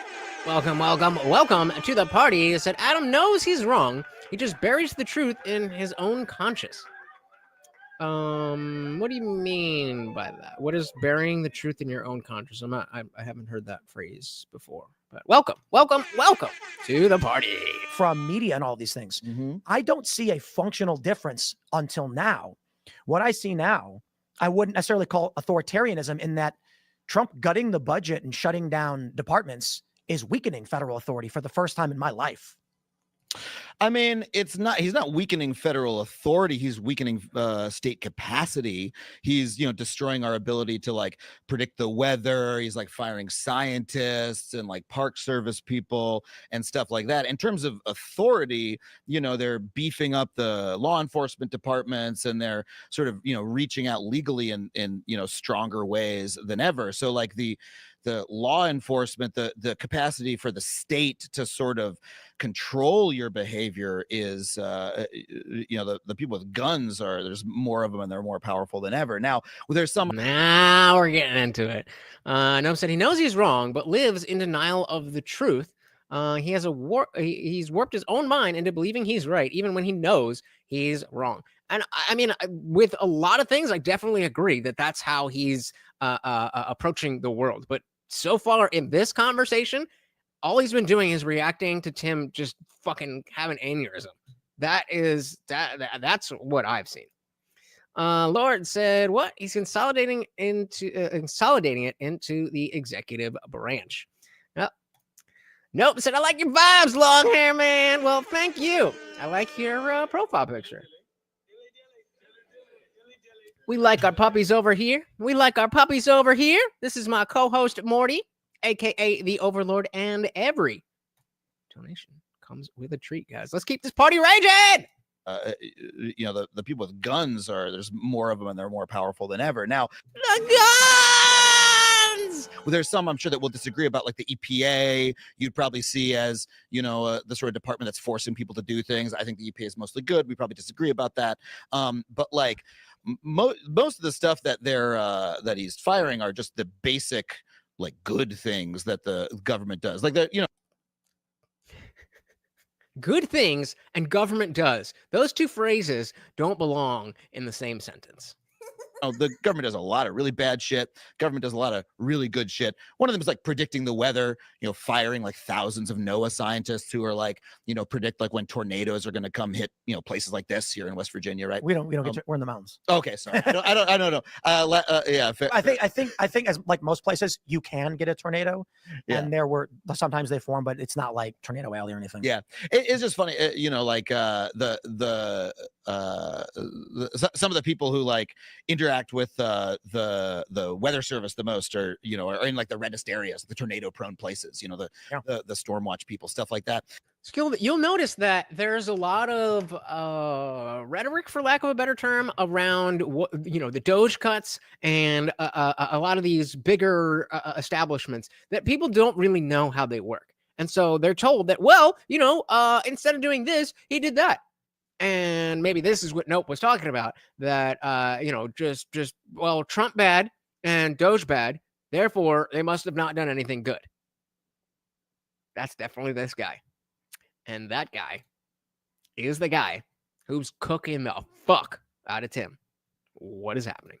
And they voted for it. So a lot of it is, and it's really sad because it's just sort of like, ignorance, like anti-science, anti-intellectual sentiment sort of sweeping the country is really bad. But I think this interesting thing that you point out, though, is there are past authoritarian things that other past presidents did, and I'll agree to that and say, that's really bad. The difference is you're stumping for it when Trump does it, and I find that really interesting. Well, you're stumping for we should deport foreign students who write an op-ed, like that's you said it's good that they did it. Marginally good. That's still good, you fucking retard. Yeah, okay, great. So you're stumping for it. So you're on your platform saying it's good. Marginally That's my point. point. Yeah. But I think the important, good. Okay, the important distinction is should implies whenever it happens. I don't agree with that. I think, as I've said a million times, I don't understand. I don't want to go back on the issue. It's an absurdity to claim that someone who's critical of Israel is pro-Hamas. Yeah. People who are pro-Hamas are pro-Hamas. Then why do you want her deported? Just because you can. Well, it's legal. Lord say they can be a stabilizing force, but until the government, treat all peoples with dignity, respect, and self-determination around the world, it really can't be trusted too much. And I wouldn't necessarily hold your breath waiting on that. Nope said our government is built on too big to fail, and that's a high risk way to play the game. And I mean, look where we are. Look where we are. We are teetering. We are teetering on potentially heading down a slippery slope. If all of this doesn't go well, where are we? Where are we? CT said, I totally agree that Adam is a part of the woke left, but his debate tactics here are outpacing Tim. He kind of just being quiet and let Tim talk himself into a hole. Bingo. Exactly. And that's another aspect of getting into these conversations, not being that guy. You don't want to do that. You don't want to be the guy who is losing a debate, not because the other person's smarter or knows more, but because you've just hung yourself. Why would you want to do that? Why? Nope said, fair views. I like it. Well, thank you very, very much. Dilly dilly to you. If you are new here, please do hit that subscribe. I am live every Monday, Wednesday, Friday, 8 p.m. Eastern, and sometimes whenever I feel like it. So hit that subscribe and ring the bell. Shout out to Guam Tech. There we go. There we go. Thank you. No question, no comment, just pure love of the game. Let's go, baby. All right, when we get a new super chat, let's keep it raging. Thank you, sir. It's an absurdity to claim that someone who's critical of Israel is pro-Hamas. Yeah. People who are pro-Hamas are pro-Hamas. But still deported. So there are nuances in all things. Yeah, but not really this, though. There's not much nuance here. We all agree that she didn't say anything bad. That's it. What I see largely What's the nuance now is Trump won the popular vote. He's got approval as of April 22nd. You know, to be fair, this is every fucking single time he says that and putting it on me. You have your shitty beliefs, but well, people voted for this. No, we voted for Trump. We voted for the idea of deporting people who were not supposed to be here. That's not this chick. That's a different thing. Now you're just playing team sports. Fucking cringe. Hey, look who we got. Shout out to Devon in the building. Welcome, welcome, welcome to the party. Said, to be fair, Tim also just doesn't know much. And I can't stand Adam. I mean, you know, as much as I am cringing inside at all of this, I wouldn't say that Tim doesn't know much. I don't know what that says about me, because he definitely knows more than I do. But there's no way to spin it that he is doing a good job or saying things that are good or saying things that I agree with or any of those things. This is all bad, all bad. There are things that Adam's saying that I also disagree with, but Tim don't get points for that in the same way Adam doesn't get points for Tim being a retard. Nah, happening. Lord said, you don't want to know. When the riot tax is cut off, social welfare programs in a capitalist system, inherently predatory, those social welfare programs are what hold us back from becoming a mob. I don't necessarily agree, but fair enough. Yeah, exactly. Well, these things are nuanced. There's no nuance here, but there's nuance in things. So in times of chaos, people will vote for order at points even up to a full-on Caesar. Yeah. And that's why I don't appreciate the disorder that is being caused by the way these things are handled. Even though I voted for Trump, I'm very happy that we are getting rid of people who do not belong here. She is not one of those people. Oh, we got a hungry dance? We got a hungry dance? Oh, that was close, guys. He's starving. He's starving. Look at him. Look at him. Oh, my God. How fucking cute. Look at him. Just look at him. Oh, he's stretching out, licking his chops. All right. Dive him back in, yeah. Trump won the popular vote. He's got approval as of April 22nd. You know, to be fair, this is pre-tariff, so I'm sure it's gone down. But he's got general approval from most demographics except for the 70-plus bunch. And I don't see the removal of government agencies as authoritarian, especially when he promised to do it and then did it based on the people who voted for him. You know, I'm listening to CT said, I said earlier, but since y'all just hopped in, I think it's different because Adam is not usually a political personality. Arguable, Adam is one of the biggest guests Tim's has got. He's big, famous, and you know that tracks. We just hit 1,000 views and on my stream, and that rarely ever happens. So I think I think the thumbnail is coming in handy. Thanks to Adam and not so much to Tim. But either way, again, I do appreciate Tim for this, for giving me the opportunity to disagree with these ridiculous ideas. Authoritarian, especially when he promised to do it and then did it based on the people who voted for him. You know, I'm listening to just finish an audiobook about the Yes. That's what we're talking about. Yep. Rise of the Third Reich, just, boning up a little history. And, one of the first things that they do is that, they destroy the civil service, right? And that kind of state capacity, frighten those people, get them to fall into line. And that's what a big part of what Trump has done. And I think it's been like really effective, Frightening who? Frightening like the actual people who work in the civil service, right? Like, yeah. Well, firing them and frightening the rest, right? And see, that I'm okay with. You should be frightened to keep your job if you're not doing it. If you're doing your job and you can write the 5 things you did this week, you shouldn't have an issue. Getting them to behave differently, installing loyalists, stuff like that. I think it's plainly authoritarian. Yeah, every administration will change out the department heads. They won't. There's. I did a show about the U.S. government, and I met some department heads who are like, "Oh, this person's a political appointee, and they're not that bright, right?" From both. Put a 1 in the chat if you want to deport Nick. both administrations, but the civil service underneath them, right? The people who are like the trained experts, the weather scientists at NOAA, the regulators at like the FDIC who like keep your bank balance safe, stuff like that. Then wiping those people out and replacing until they debank you, like the actual people with expertise with loyalists, right? And that's where you end up with the primary value is loyalty to Trump rather than actually getting the thing done properly. The DEI push to that's a fig leaf for removing people who are not sufficiently loyal as well. He likes that phrase, the fig leaf. The fig leaf. Vaughn said, she is one of the many that I've been meaning to talk to you about. A whole list of people who are being deported on speech or sent to Sakat for literally zero basis, i.e., doing this in a photo as a teenager. Yeah, as I was saying earlier in the in the stream that it is absolutely reasonable for someone who, it's not their job to be reading the news and reading these policies. If it's not their job to know the specifics about this, then it is very easy to see in general, the propaganda about getting rid of people and that being a good thing, but then it being done in a different way. And then you get down to it. And instead of, this guy is clearly active in gang activity in this country. This guy is, rounding up people and trying to get them into Hamas. Or just people committing violent crimes or anything like that.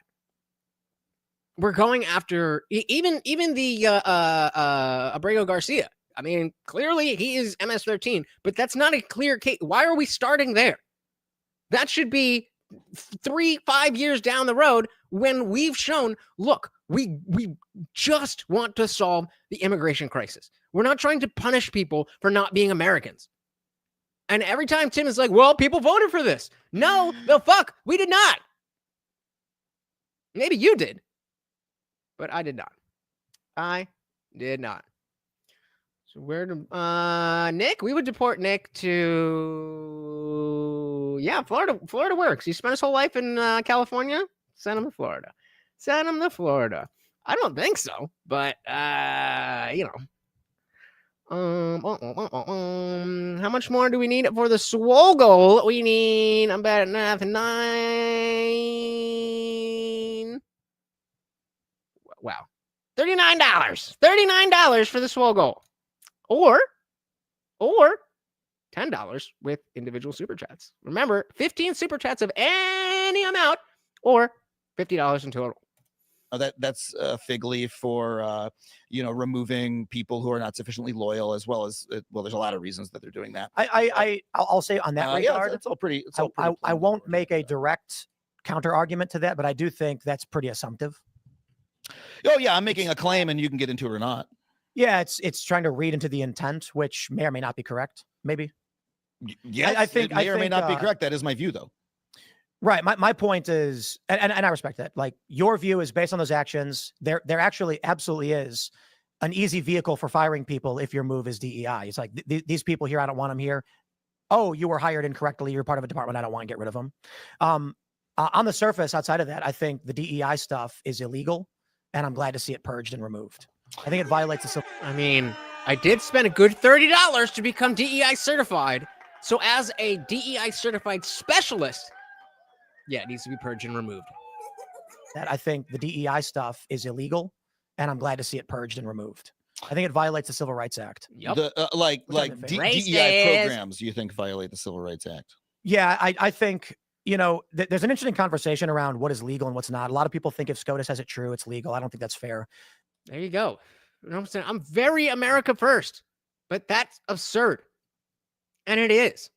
And that's why I was very happy that Tim had such a terrible take here. Because I am not trying to be a sycophant. I'm not trying to be a grifter. I have a lot of ideas that line up with people who are grifting.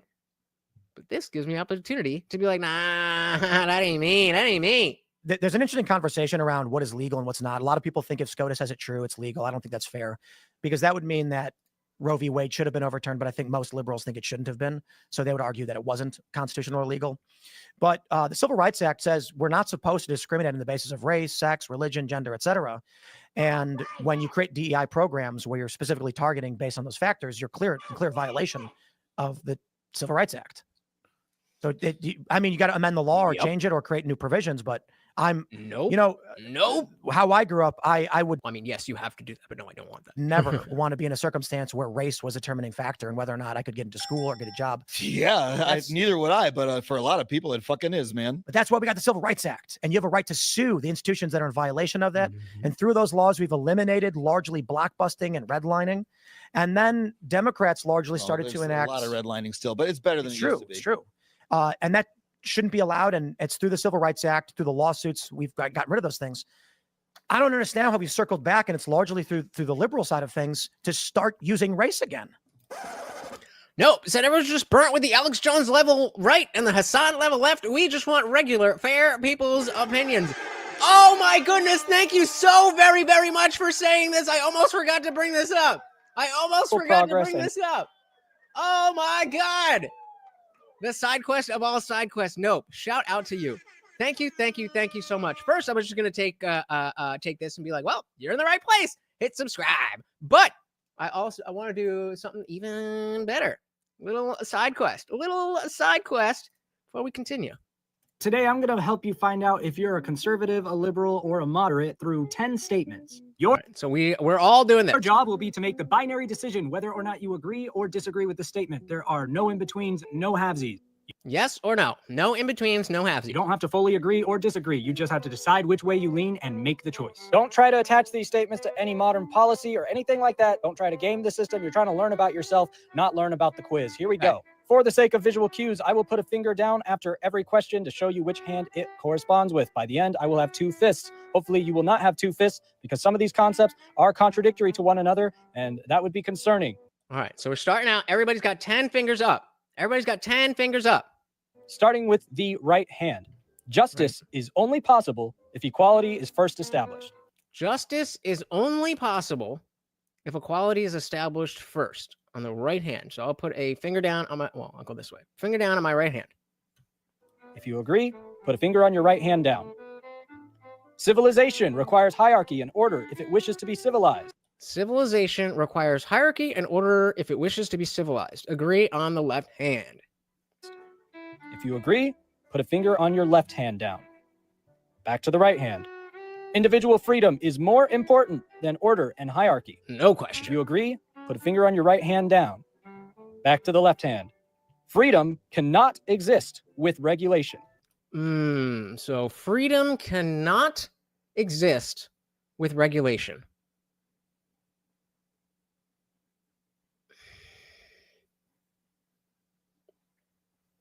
Yeah, I'll go with that. Okay, so so far I agree with all. If you agree, put a finger on your left hand down. Gang Back to the sign. right hand. Okay, right hand. All authority should be questioned always. Hell yes. If you agree, Right hand. put a finger on your right hand down. Hell yes. Back to the left hand. Okay. Justice cannot exist without punishment. If you agree, put a finger on your left hand down. Back to the right hand. Innovation and change is required for meaningful progress and resolution. If you agree, put a finger Innovation and change are required for meaningful. Yes. Okay, I agree with that one. on your right hand down. Back to the left hand. Change does not mean progress, and progress does not mean change. Definitely agree with that. Change does not mean progress, and progress does not mean change. Agree. All right, so I've got 1 on each. If you agree with this statement, put a finger on your left hand down.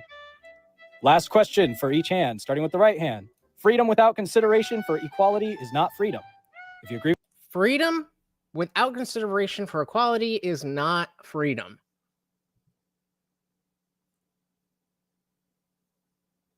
No,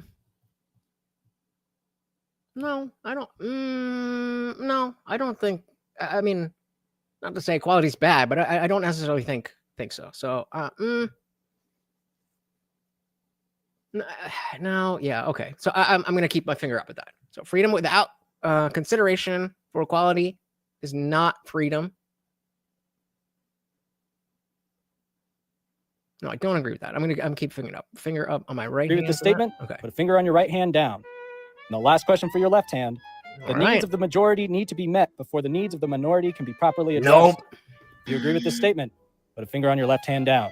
All right, there we And that go. concludes our quiz. That concludes our quiz. So let us know, do L and the number of fingers, and then R and the number of fingers.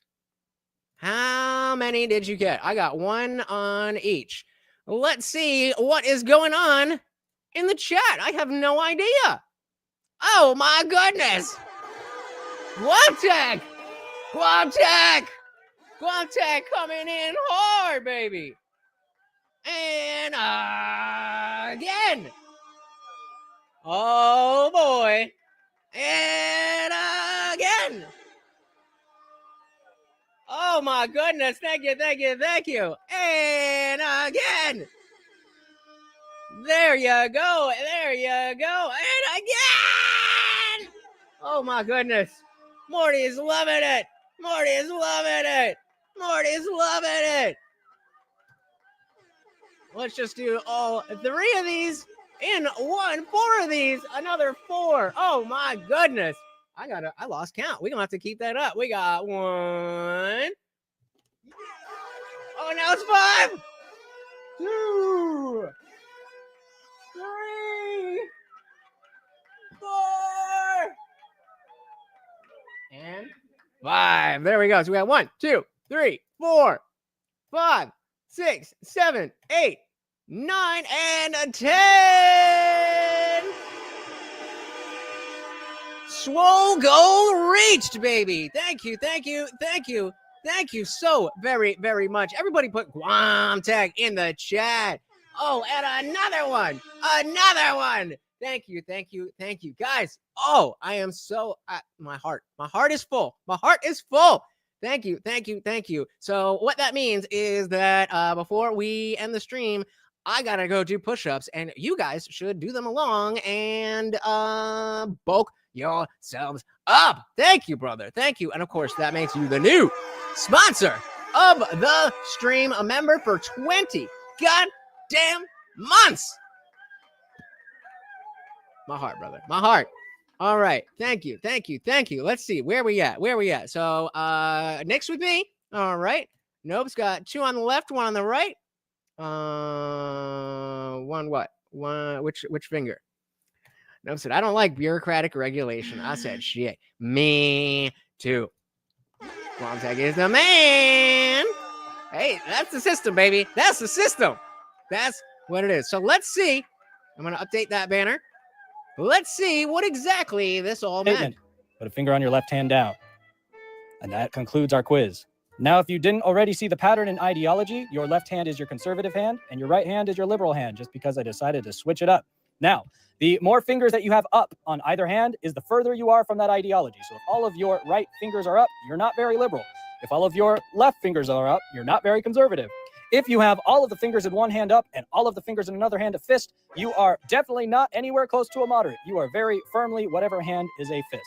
If you have some sort of amalgamation, a mixture of fingers up and down in each hand, you are generally what would be considered a political moderate or center-leaning, but not necessarily a fence-sitter. That's something else entirely.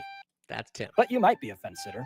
And if you have no fingers down or all fingers bunched up, it means you really don't have any sort of firm belief system and they're very easy to sway probably, or you have a lot of logical inconsistencies, especially if you have 2 fists closed. But I guess the same is true of 2 hands open. Because you get it. You get it. You get it. So shout out to, was that Nope that reminded me of that? I am so glad. I completely forgot about that. But a big shout out to our new sponsor, keeping the party raging.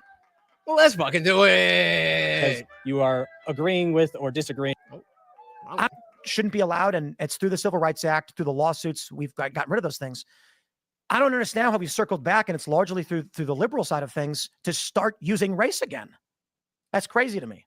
To start using race again. Well, let me clarify that. Obviously, everybody always was secretly trying to use race because this country has a history. I don't think it's fair to say just this country, but people are racist. I think everybody's racist. And we're trying our best, I think, civilizationally, to be like, let's stop doing that. But there are a lot of people that don't because they're racist. So when I see, I don't care if it's a white redneck dude saying he doesn't like black people or whatever. These people online that want to make anytime they post a video, they like, they'll post a video of black people committing a crime, and it's like, brother, I could find videos too of white people committing crimes. If you want to do like a multivariate study of every single instance of video crime or whatever, we could. There are FBI crime sets, I get that, but there are racist people out there. But the Democrats are still engaged in racist practices through DEI and gender-based discrimination, et cetera. Unquestionably. Which it's just clear violation of every title of the Civil Rights Act. I mean, there's a million different programs that get lumped in as DEI. I'm interested to know, you do think racism like exists in America, and it's a problem that we should keep fighting? Profoundly exists in this country, and I think I don't think it'll ever go away. I think. Hey, shout out to Joe Bots, who just joined the server. And as we said, guys, if you join tonight, you get a 24-hour pass to the whole thing. So you can join just for free, and you've got the free chat, as you saw in the video. But we have the after party as soon as we are done here. And Nope said, that's me. You now, for free, have a pass to the after party. Guys, go and join. The link is pinned. It's free, motherfuckers. It's free in this country. And I think I don't think it'll ever go away. I think we have the proximity is the best cure. You grow up around people and you understand they're good people, you tolerate them. I think what did I miss? What did he say? I didn't catch the slip up. We have a challenge with enclaves. So you'll find, and I think a lot of conservatives need to hear this too, because I was in Virginia, near Hampton Roads. It's a lot of racism there, and I mean like literally white areas that are predominantly white that don't like black people, don't like Mexicans, don't like Chinese people, and that exists, and they're going to be racist. But you get a similar but different kind of function in white uppity liberal conclaves too. Oh yeah, the bigotry of low expectations. And so I do think it's a problem. But the problem that I see now is affluent white liberals who have this, let me just example. Do you know about the Yale study that found that white liberals they reduce their vocabularies to talk to black people? You guys heard of that, right? And it's like, well, you're just, I mean, it's Kathy Hochul in a study. Black kids don't even know what computers are. What? I do not know about it, but it sounds like it could be true. Like it sounds anecdotally, yeah, there's a lot of racist white liberals. How is that a slip up? They present themselves as less competent in interactions with African Americans. Yeah. Conservatives tend not to, but there still are obviously like racist parts of the South, especially in the South. Racist parts all over America. And by the way, racism isn't unique to white people either. Right. I mean, okay, hey, I'll give you points for that. Because not everybody agrees. Or go to Asia. Anybody who's been to China or Japan or Korea, it's like, well, and in America, we have a form of racism that's like, based around white supremacy, but it's like non-white people can like participate and like be a part of it. I think that exists, but I don't think it's the predominant anymore. It may be largely. So let me ask you this: when like there's a plane crash or a fire or something like that, and the Trump administration, the first thing they do is they say, too many black air traffic controllers. Like that's but that's not what they say. It's ironic that y'all seem to interpret it that way when we're talking about the program of DEI and you're talking about the color of people, the color of people's skin. That's not the same thing. One sec had to go. All right, so you're center. You're a little bit more of a lefty than me and Nick, but you're pretty pissed. I remember when I took the actual political compass test. I did that on here, and it was pretty far into because the political compass test has libertarian and authoritarianism, and then left and right. And I was like dead center, left and right, but like way into the libertarian quadrant. CT said, in a DEI sense, racism definitely exists. Yep. Shout out to CT. That's the slip up. If Adam goes down the white supremacy claim, he will get cooked. Okay. I don't think he was trying to use a gotcha there. It seemed like he was genuinely asking the position, Tim's position, but Well, let's see. Let's see. I haven't watched this far, so I don't even know what we're getting into. Shout out to Simon. Welcome to the party. Said racism existing is a case for DEI, not against it. Incorrect, sir. So in order for that to be true, we would have to agree with Ibram X. Kendi and say the only solution for previous discrimination is present and future discrimination, and that just is a pendulum that's going to swing back and forth and back and forth and back and forth. What we need to do is stop focusing on identity politics. Stop focusing. Are you a man or are you a woman? Can you do this job? Are you white? Are you black? Can you do this job? It's that simple. DEI creates a racial aspect where there should not be one. And I understand that it is meant to correct previous inequalities, but it does not do that. And it just creates more prejudice. So I mean, I would love for that to be the case, and we wouldn't have to have an issue with it. But unfortunately, the way it plays out doesn't work like that. But welcome to the party, Simon. Thing they do is they say, too many black air traffic controllers. Like that's the first thing they do. When did they say that? That was like immediately they just come out and they're like DEI in the FAA. That's the problem. That was like the first. That was the first thing Trump came out and did, and then that became the narrative. Maybe. All I can tell you is, did he though? It's like, yeah, there's blacks. That's why. Speaking of plane crashes, if you are not watching Nathan Fielder's The Rehearsal, that is currently airing on, I don't even know. I don't watch from the right place. You know what I mean? But it is a fucking brilliant show and is directly focused on air traffic control, or not air traffic, but pilots and all that stuff. Trust me, check it the fuck out. First, that was the first thing Trump came out and did, and then that became the narrative. Maybe. All I can tell you is, does that seem like racism to you? Because it does to me. What I can tell you is, I interviewed the Secretary of Transportation. He actually rejected that premise. Mm-hmm. Oh, that you rejected the premise. Sorry. Explain. Right. So I asked Secretary Duffy, are we actually seeing an increase in these airline accidents, because we've seen these high profile stories? Nope. Some have argued it's DEI finally catching up, which I don't think makes sense. That doesn't make sense because there's not more plane crashes. All of a sudden, just planes crash because they hired diverse, people or whatever. Nope, they've been crashing. And Duffy said no. He said, we've not seen a significant uptake. It's largely just a phenomenon of the media, and people are getting riled up. And of course, the right wants to say it's because of DEI, which makes no sense. The left is saying it's because of the Trump administration, which makes no sense. The issue is, we had stories that were sensationalized in the media. People perceived an increase in air traffic accidents, but we are going to try and, streamline and fix the FAA. Yeah, no, two things there. First, of course, we have the representative heuristic. The example I always like to give you guys is when I was a kid, I was at the mall with my dad, and I saw someone in military garb walking by. And I just, I never, it wasn't something like I was constantly thinking about it, but it raised the question. And I asked my dad, I was like, why do people in the military have to wear their uniform all the time? He's like, what the fuck are you talking about? He didn't say fuck, but he's like, what are you talking about? I was like, yeah, every time, every time we go out, we say people like, well, yeah, that's because they're in a military uniform that you're recognizing as a military uniform. There's a bunch of other people who are going to be in the military, veterans, whatever, who are just not wearing their uniform. Ironically, when I was in college learning about this same concept, the example that was used was plane crashes. And people talk about how we are people who have a fear of flying. It is irrational because of the fact that flying in general is extremely safe. But you don't hear about the thousands and thousands and thousands and thousands of flights that go on every single day that go off without a hitch. You only hear the crashes, and then you don't hear about every crash. You usually hear about a crash if there's, some news aspect to it.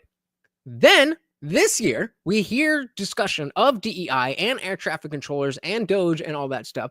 You take the same number of plane crashes and you just report on them all, and you make it seem like Trump's is a racist, and that's not the case.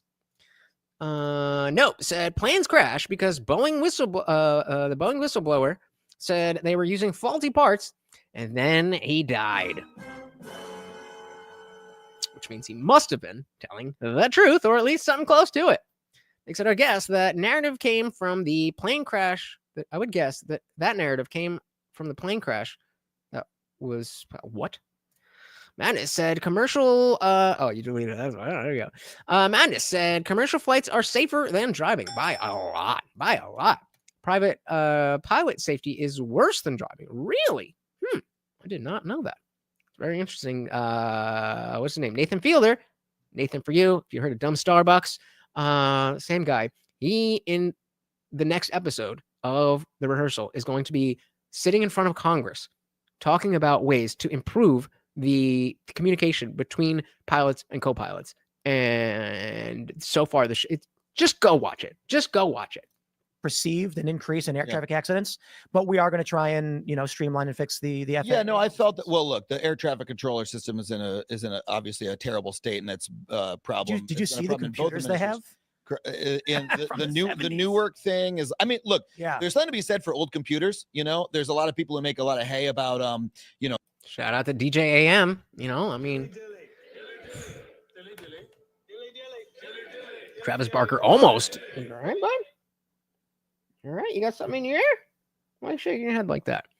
Shout out to DJ AM, Leonard, Skinner, and Kobe. I mean, look, there's something to be said for old computers. There's a lot of people who make a lot of hay about government systems being written in Fortran and COBOL, but that stuff is actually really like future proof. Like it's old code bases that are like really well run and stuff. It's not future proof. It's subject to ICS hacks. It's insane. In some cases, I've read engineering analyses for in some cases we don't need to make fun of the old code. It's okay to have old code.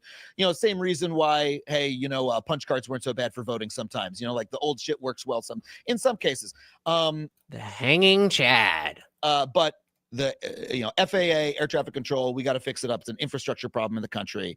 And so based on what and I believe that a lot of the crashes were clustering, right? A couple crashes happen in short order. Right. Happens Media. randomly. Well, not just media. It's like the human psychology, right? The representative heuristic. 3 random events happen together, and you think a whole lot are happening all at once. Mhm. But like Donald Trump, the man, the human being. Oh, he is a man. He is a human being. Okay, guys, I even hate to ask this, but I've got 19 likes. Can we get one more on the video? Just for my quasi OCD. His literal first response was to come out and go, too many black air traffic controllers. Find that clip, please. Find that clip, please. Too many. I mean, I'm paraphrasing for comedy. I don't think he specifically said black people. No, he didn't say black people. He said DEI. He blamed it on DEI immediately. And yes, but that is it's not like, oh, it's just too many black pilots. It's creating the question of thank you for the likes, whoever got them. Thank you. It was driving me crazy. I really appreciate that. Dilly to you. And yeah, it is a reasonable type of expectation as to a change. It's not saying necessarily it's because DEI. It's saying how is DEI affecting this? We saw DEI, and then we saw a bunch of crashes. So reasonably, we would question it. And you just it couldn't be. You're just saying black pilots are worst. Like, no. Shout out to Mr. Bont 00420. Hey, welcome to the party. Is this a 20 for me? Did I roll a 20? Hey, let's go. Welcome. Next to my dad had his pilot's license. He didn't do it as a job. He just loved to fly. Shout out to Bill Burr. That's what he's doing. Bill Burr is flying he's got his plane or helicopter. I don't remember. Either way. All right, diving back in. Yeah. The black people. No, he didn't say black people. He DEI. said DEI. He blamed it on DEI immediately. And there is this odd, look, I'm not So prove it's not DEI. Not a fan of corporate DEI programs, especially. The right was really smart to seize on DEI as a slur to tar all attempts to address racism with, because it's an acronym. They're calling it "didn't earn it." Didn't earn it. Didn't earn it. Didn't earn it. Where is it? Is it that far back? All right, okay, I'll find it. You know, I've been through some seminars that were like a waste of time or whatever, kind of annoying. And I think that, you know, the corporate DEI certificate of completion and my official certificate wallet card. I am DEI certified. response to, you know, George Floyd's murder and everything that happened afterwards was like pretty toothless and stupid. But I find it bizarre to watch the right, like something goes wrong and they're immediately like, oh, the problem is that we have a you know, woman fire chief, or we have a, you know, I mean, sometimes that does matter. Simon said DEI is about equal consideration for a position, not equal hiring for a position. But so once you change the apparatus on how, like, so if we have if there's a job opening and you can apply to that job, any racial aspect that you add to that is going to be more race-based than not adding race to it. So if we are talking about people who, I'm not going to say that there's not people who, you know, see a black name on you know, on a application, like, oh, I'm not hiring that person. I'm not saying that at all. One, I don't know why you would want to work for that person anyway, but the point is more about it. DEI is not going to fix those people. It's not going to make racist people not racist. And I don't think that it is a useful endeavor to try to make people not racist. It backfires. You see a lot of people who genuinely are not racist being lumped in because of their skin color, and then you see a pushback, and now you know, you're gonna see a white pride and all that shit pop up. Nope, said DEI throws away ability-based hiring. Bingo. That's what I want. Ability-based. we have a you know, woman fire chief, or we have a, you know, people of color air traffic controllers. It's like, oh, that's just straight up racism. Like, It's a communication. wow. But okay, so and this is a very corporate Democrat way to look at this, because if you believe that 70 million people are down with, nah, we don't want but blacks to do it, then you're insane. Guamtech over on Rumble said, all celebrity crashes are sacrifices for the industry. Change my mind. Did I mention I love conspiracies? Yikes. I'm gonna need to hear more about that in the after party. Air traffic controllers. It's a like, oh, that's just straight up racism. Like, it's a communication. wow, but failure. you've like somehow done a little loop-de-loop where you're like, oh, I think DEI is racist, therefore me yelling at you know, black people in positions of power is not racist. I mean, What? I wanted to give a projection there, but I don't even think he projected anything. He's just randomly saying what? Yelling at you know, black people in positions of power is not racist. I mean, Like, it's bizarre. but that's It's not, unless you're yelling at them because of their race. Are you then saying anything? I thought this whole time you're Mr. Free Speech. We shouldn't deport this girl because of free speech, which I agree with. But now you're saying if a black man is in a position of power, you can't say anything about them? What? That seems racist. You know, black people in positions of power is not racist. I mean, Like, it's bizarre. but that's not the case. Yeah, right? Uh-huh. Just a whole bunch of Klan members. Oh boy, are we going downhill? Are we going downhill? The power is not racist. I mean, Like, it's bizarre. but that's not the case. Uh-huh. I mean, And the woke pendulum swingeth again. the right wanted to elect Larry Elder to governor of California. The meme among all conservatives is that Clarence Thomas should clone himself and replace every other Supreme Court justice. Yeah, I'm not talking about that. I'm just talking about the rush to blame these infrastructure problems on So I would call that a failure of communication for sure. The issue call it that, racism. But it's not the target. The target is people who are hired without passing, not the fact that they're black.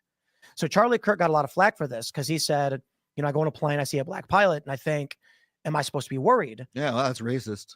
But It's not, because he didn't think that when he was flying as a kid.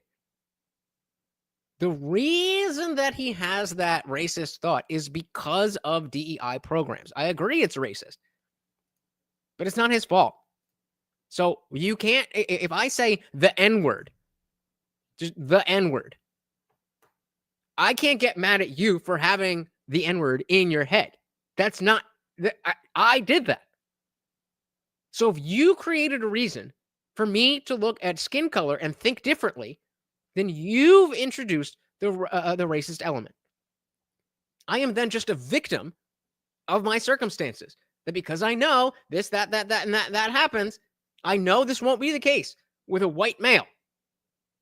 I know this won't be the case with a white male because they must have met the standards. If it's a woman, if it's a person of color or whatever, then I don't know. That's what DEI does. That's what DEI does. And I'm certified. I go on a plane, I see a black pilot, and I Have you been? Yes. think, am I supposed to be worried? Yeah, well, that's racist. But the point he was making was he was calling you racist, dude. And you guys didn't get. Yep. Shout out to Chuck E. Cheese. Welcome to the party. Great points. That are the people with power, the people who need the most scrutiny. Well, unless they're black, because that's racist. Says no racists. Exactly. Fantastic point. Welcome, Chuck E. Cheese. Guamtech said, Tim, use free speech. It will be super effective. Well, as we established, he doesn't believe in free speech, whether it is the absolutist version or not. Nope, said Adam's downfall lies in his need to white savior, so he thinks he's a good person. It's racist to believe someone needs your help because of their skin color or yours. Bingo. The bigotry of low expectations. You must need my help because you poor black person can't do what me, the amazing white person, can do. He said Adam is a woke type. Woke types are weak to being held to their own standards. Indeed. Shout out to the Pokemon. All right.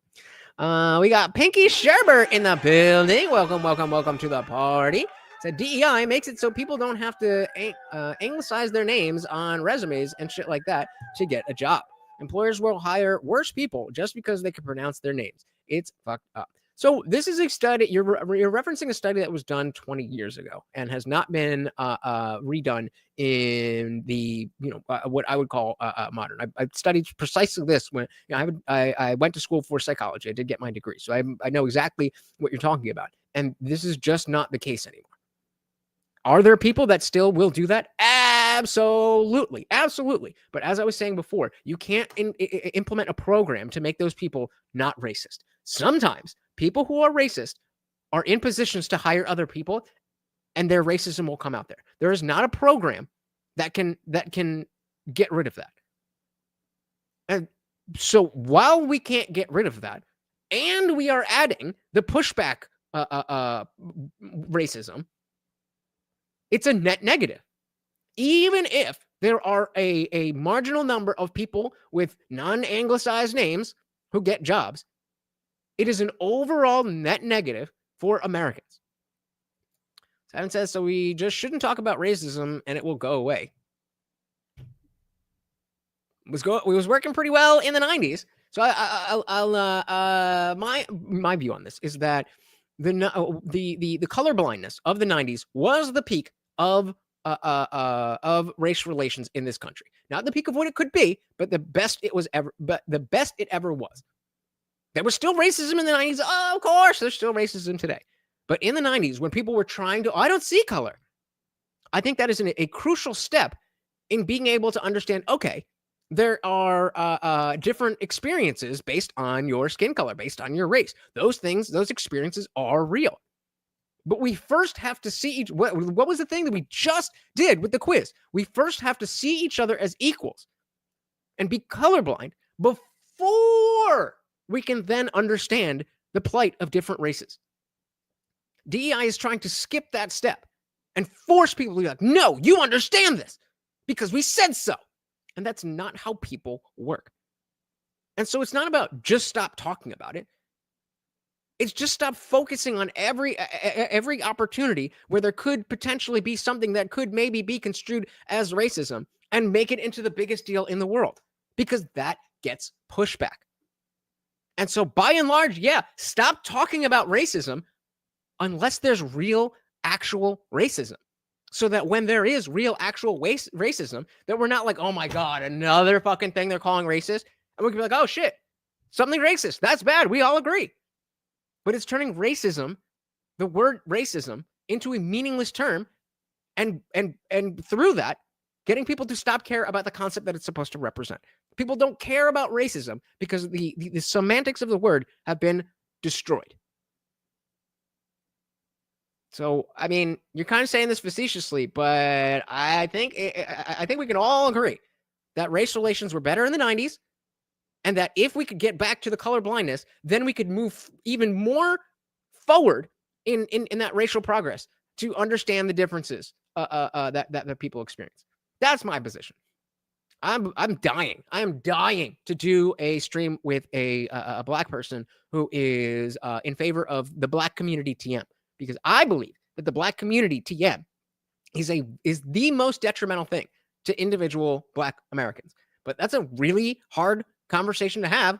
I'm not even white, and I get called racist for trying to go down that road. Shout out to the few of you who have engaged with me on that. But I understand why it's difficult. But that's the conversation that needs to be had.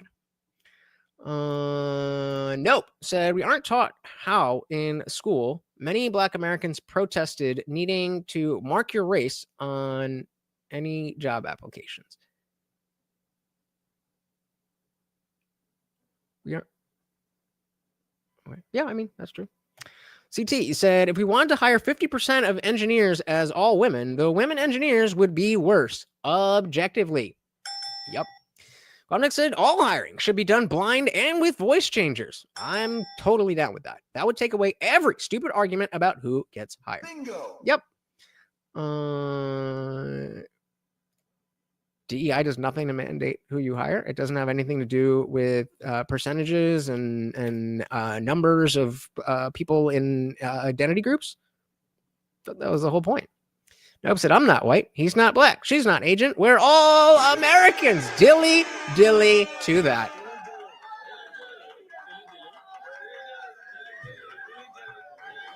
Dilly to that. Oh, and we got another newbie. Shout out to Madness in the Discord server. And you've gotten your free pass for the night. Hope to see you in the after party. There you are. The first time viewer enjoyed this stream. Great to listen to this conversation on my drive home. I think you're already in there. Beautiful. Glad to have you. Shout out to Discussion Corner. Said, if memory serves, Morgan Freeman said, if we stop focusing on race, racism would damn near die out. He did indeed say that. Yep. All right, let's dive back in here, guys. But the point he was making was he was calling you racist, dude. And you guys didn't get that. He said you have created a situation where average. I agree with you, Pinky. I'm saying we should go back to that so that we can move forward. I'm saying that if the color blindness was the quote unquote color blind, I don't see color, that whole thing. If we continued on that line, we would be in a much better place. What we did was, a hard left into DEI and forced, what's the word? Forced, you know what I mean? The numbers. Get that. He said, you have created a situation where average people think you are hiring people who can't do the job based on race. And we don't want to live that way. I mean, he's the one getting on the plane and seeing a black person and saying that person's not qualified. Why? Why is he seeing that? Why is he thinking that?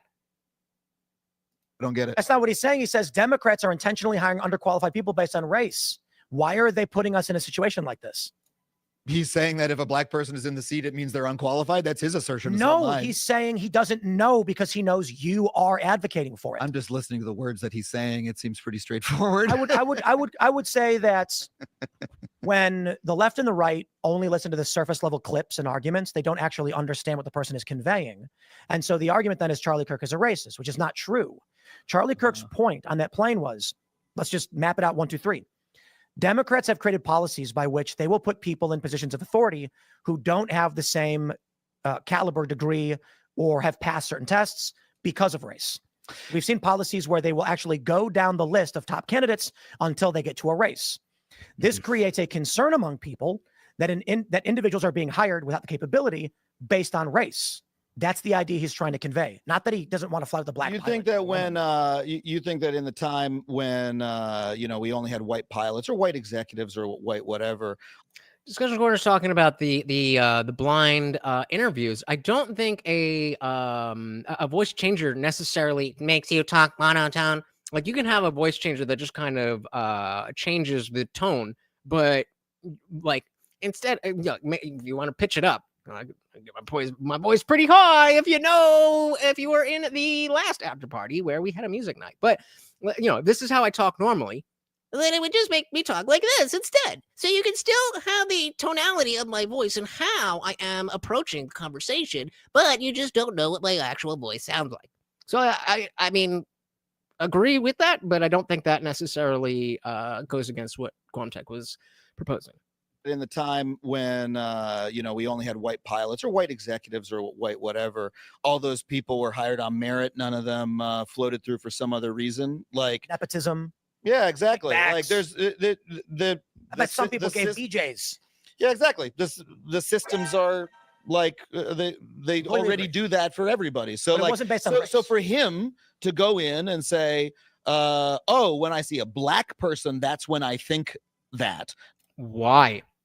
Tim, ask him why he thinks that happened and when that started. Not because when I see a white person. Your policy is then racist. That's racist on his part because he's only focusing on when the black people are. Okay, fine. Why? Why is that happening? Is he choosing to think that? This gets into the whole free will argument, but I don't think we get to choose to think anything. But that's a different conversation. Because the policy is race-based. So he thinks it's about the race. It's based on race. So you're thinking about the race because it's based on the race. The policy is race and gender based. And so the issue is not Charlie Kirk saying he doesn't like black people. He's saying Democrats are hiring people who are less qualified based on race. This is creating a concern for people, which we don't want to experience. So the counter argument would be if you have a system that has no black. So, okay, fine. Science says, I don't understand. You don't get hired unless you're qualified. The idea that people get hired to a job just because their race is factually incorrect. It's a concept made up to scare you. So then why do we need DEI? What is if that's not the case, then why do we exactly? Thinking in the right spot. Nick said it's because they often put quotas as to how many people you can hire of a certain race. But Simon's saying that does not happen. So if that's not what DEI is, what is the purpose of DEI? People in it, right? You have a pool of people doing the job that has no black people in it. That clearly is not based on merit because black people are X percent of the population, and surely some would have gotten through if it was really based on nothing but merit. So some of the existing white people must actually not have gotten there via merit. It must be because of a race-based system. So instead, if you were making this argument in the 50s, the 60s, even the 70s, maybe early 80s, but you think that the entire system, everybody is racist individually, and that's no. Then why are Asians and Indians and Caribbean blacks doing way better than whites? Actually not have gotten there via merit. It must be because of a race-based system. So instead, let's adjust the system so that we give everybody an equal opportunity. Which we didn't have before. That is going to mean that there are going to be more black people in the system. Now that happens, he now gets on the plane, he sees a black person, and he says, now. So again, there's the argument. If they were already getting hired only on merit, then why would there be less black people? And if there's more black people and they were already hiring on merit, then how did those black people not already be pilots? It doesn't make sense. The math ain't mathin', homie. The math ain't mathin'. Either it is that they are racist, therefore they were kept out of the job, and now we've got to force them into the job because the entire thing is racist. I don't know about you guys, but, you know, hey, I'm showing my privilege here. I'm a doctor's kid. We flew all the time, all throughout my childhood, and never once did I think about a female or non-white pilot in any way. And then DEI. Context says, this ain't the 50s anymore, man. There aren't any signs that say we only hire white folks here. Where the fuck did this notion even come from? The media. CD said, listen, as a white, I'll be the first to say that some of these ethnic groups do work harder. That's why Asians are objectively the most successful race in America right now. Let's go, baby. It says, not just simple decisions of pursuits in life that, is it not just simple decisions of pursuits in life that put us where we are? I mean, again, I don't believe that free will exists. So that's a whole conversation. But yeah, I mean, if we are saying our decisions are mere agency and not will, then yes, absolutely. Or black people in the system. Now that happens, he now gets on the plane. He sees a black person. And he says, "Oh, now it seems they seem unqualified to me." That's pretty straightforwardly racist. I actually think that it was racist systems that kept out qualified candidates. I like you. I like you. What I would say to your argument is the only distinction between what you said and white nationalists is that you want a system to bring those people in, and white nationalists don't. So you both the left and the right agree that there is some kind of phenomenon where black people should be qualified and aren't qualifying. I disagree with that. I think that there were institutions throughout history that have hampered the process by which minorities were able to go to schools to effectively get those degrees. But not anymore. I'm just saying the idea, I think, is that black people don't try to get certain jobs because they think they won't get hired. Therefore, it's up to the employer to show everyone that they will hire anyone instead of educating black people that jobs will actually hire anyone by law. Bingo. Yep. The process by which minorities were able to go to schools to effectively get those degrees is very difficult. The liberal argument floats dangerously close, I think, to what white nationalists are hoping for. It's not to say you're wrong or anything, but it's a similar argument. That is, that's funny. I have a tattoo. My life motto: believe nothing except that anything is possible. It's not to say you're wrong or anything, but it's a similar argument. That is the implication. So I'll put it this way: Ben and Jerry's. Do you know what the 1350 is? 1350. Not ringing a bell. They call it the 1350. Is that a Ben and Jerry's thing? Yeah. Not intentionally. Yeah. But this was like, holy shit, brother. Like, maybe you shouldn't be tweeting this. The 1350 is a meme which references despite being 13% of the population, black people commit 50% of the crimes. And so that is a meme shared among white nationalists. Because they're racist, right? CT, that's what you're saying? Because it's merit. Gotcha. Mm-hmm. Ben and Jerry's put out the exact same meme, but tried approaching it from a DEI standpoint. And this lit the fucking internet up with people. Dilly dilly. Hey, dilly to you. And the wife. You and the wife. Is her name Yup? Nope and Yup. Nope and Yup. Sitting in a tree. Tried approaching it from a DEI standpoint. And this lit the fucking internet up with people mocking Ben and Jerry's, being like, holy shit, they've gone full white nationalists. They said, despite making up 13% of the population, black people make up 50% of the arrests. And the white nationalists said, you're correct, 100% correct. We agree with you on everything, and started cheering for Ben and Jerry's. And I was like, all right, we gotta find this. Ben and Jerry's, what is it? 1850? 1350. So what are we looking for? Arrested. What? Come on, baby. No. Wow, wow. Wait, what we got here? Ben Jerry's it's too nice. Yeah, no. Okay. All right. Somebody find that. I would like to see it. And the white nationalist said, "You're correct, 100% correct. We agree with you on everything," and started cheering for Ben and Jerry's. And I was like, "Whoa, guys, don't take their arguments from them." Like, I think it's fair to say that there are racist, components of racism that have existed throughout this country for a long time. The solution, Yeah, I'm not familiar with it at all. Oh, gotcha. Oh, 13%. Gotcha. 13% of the population, 50% of the arrests. True.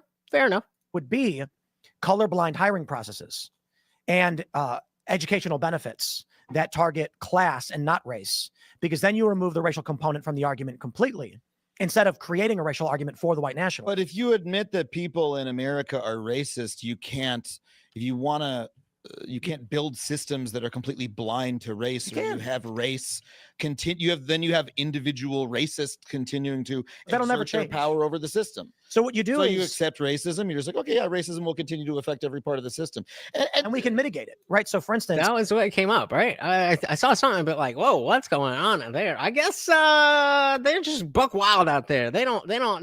Shout out to Ben. Shout out to Ben, or shout out to Jerry, depending on what the arrest was. Escorted out of the Parliament building for protests. Well, yeah, at least you're standing on business. Discussion corner said there's an issue with the 1350 thing. Most of them are repeat offenders, rather than the race in particular, because the laws just enforce laws, keeping those repeat offenders off the streets. That is a very good point. Shout out, he's back. TV, you're just kidding. I have an idea. Let's elect a black president.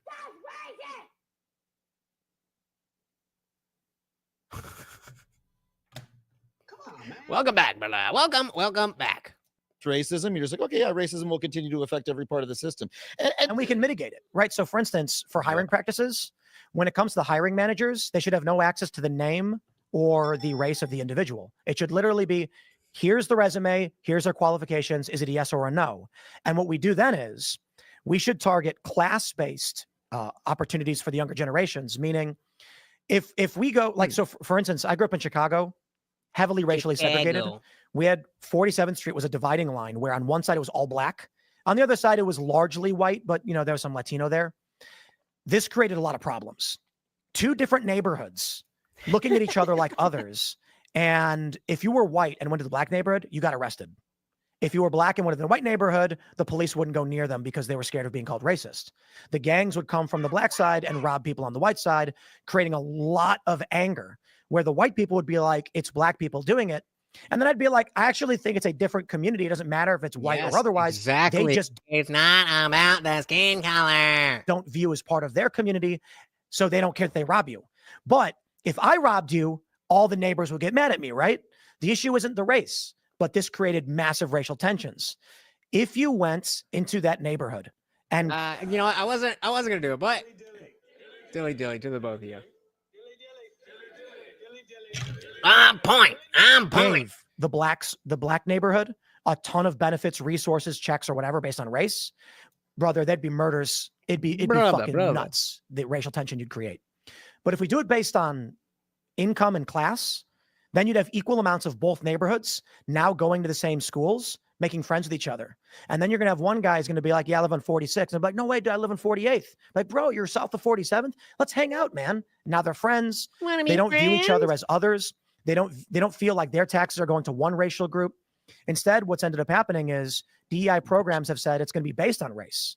And so then you get, you know, if you go to like Appalachia, for instance, these are the poorest of the poor, and they feel like what little they could have is being given. Oh no. Nope, it's too new to know that we've retired based. We only use based, ironically, because the woke right is getting too woke. But without that, we appreciate it. Well, I'm empty here. Am I empty? Well, we got a little more. Oh shit. Nobody saw what that was. They don't pay me. But if you did see it and you want to pay me, I'll show you shit. Dilly. The way to other people based on race, and they're being left behind, which breeds racial animosity. Yeah, I mean, the pitting of, poor white people against black people is like just part of the strategy of, the people in power, and Yup. they've always done it. And Liberal or it's otherwise. unfortunate to watch, it's unfortunate to watch the country like descend into that again. Racial issues are hard to tackle because we're very susceptible to it, and unfortunately we've backslid into a period of white racial backlash again, where Why, Adam? Why do you think that has happened? Like Discussion Corner is saying, maybe this is going to sound rude, but Adam gives off the white savior, but always crosses the street when he's walking on the same street as a black man while claiming he isn't racist. I got a black friend. I talk about racial stuff all the time. He is the group of people from Harvard that bring down their speech, the level of their speech, when they're talking to black people, because, the blacks, they don't know as much. The blacks, they're just, black. That's this guy. To it, and unfortunately we've backslid into a period of white racial backlash again, where the people around the country they're just like, I mean, the Trump administration literally just treats any black person as unqualified and fires them from the federal government. Like, that's what Pete Hegseth is doing in the Department of Defense. It's just like out and out racism. It's like a racial purge of the government. It's really bizarre. They're trying to like reset. What are you even talking about, brother? That's what I'm saying. Exactly. There we go. Madison, that's a good point you just raised. How many of these crimes are repeat offenders? Most of them. It's still a crime being committed, but how much would the crime be reduced if an offender could only ever commit one crime? That's an interesting. Oh, you just joined the Discord, right? I'd bring this up in the after party. We definitely got to talk about that. Definitely. That's usually we talk about code switching, and just like outside of the race aspect, is just a matter of you talk to your parents differently than you talk to your teachers, differently than you talk to your friends, than you talk to your girlfriend. But the racial aspect is that black people are so oppressed because they have to they have to speak properly in order for people to understand that.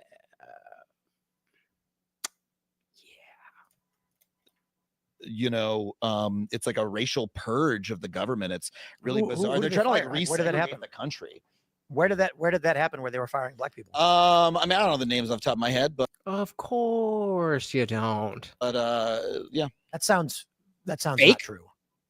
I mean, yeah. Because like, I'll put it this way. Well, look it up then. Look it up. Even if it were true, it's so overt that like, yeah, they're being really overt about it. I mean, Donald Trump is going on television and going, planes are crashing because of DEI. So it's but DEI is a philosophy, is an ideology. He's saying because they're unqualified air traffic controllers because they were hired because they're people of color. It's racist. He's racist. Nope. As we just established, if these people were already in the position to be hired, then we wouldn't need DEI because they would have been hired. The fact that they're not hired and then became hired due to DEI at least speaks to a difference in how they have been chosen for this job, a difference from merit. Good point. CT said DEI doesn't mean black people. It's racist to think that. Nope, said it's not POC, it's non-English speakers. That's another big part of it. And yeah, that's all we want is people qualified to do the job that they're doing. Is that too much to ask? Is that really too much to ask? Or are black people so poor and dumb and ignorant that they can't do anything without the government forcing us to put them in positions that they can't earn meritocratically because, again, they're black, therefore they must be like the bigotry of low expectations. Let's give a big shout out to everyone who donated today. It is about that time. Is it about that time to swole going up? Amanda and KFT And then our boy Guam Tech sponsoring the whole damn thing. Look at it. Just look at it. Just look at it again. And the member chat. Thank you so very, very much. So now, guys, it is time for me to do my push-ups. Let's get some jams up in the... Oh, what about that one? Yeah. Some jams up in the building. And since we hit the goal, now if we hit the goal again next time, we're going to up the number of push-ups. So 10. We're starting with 10. Pay yourselves, guys. Pay yourselves. Let's do some push-ups. I know I'm puny. Maybe you're fat. I don't know. Either way, we could all use some push-ups. Let's go. 10. You can do 10. Can't do 10? You got it.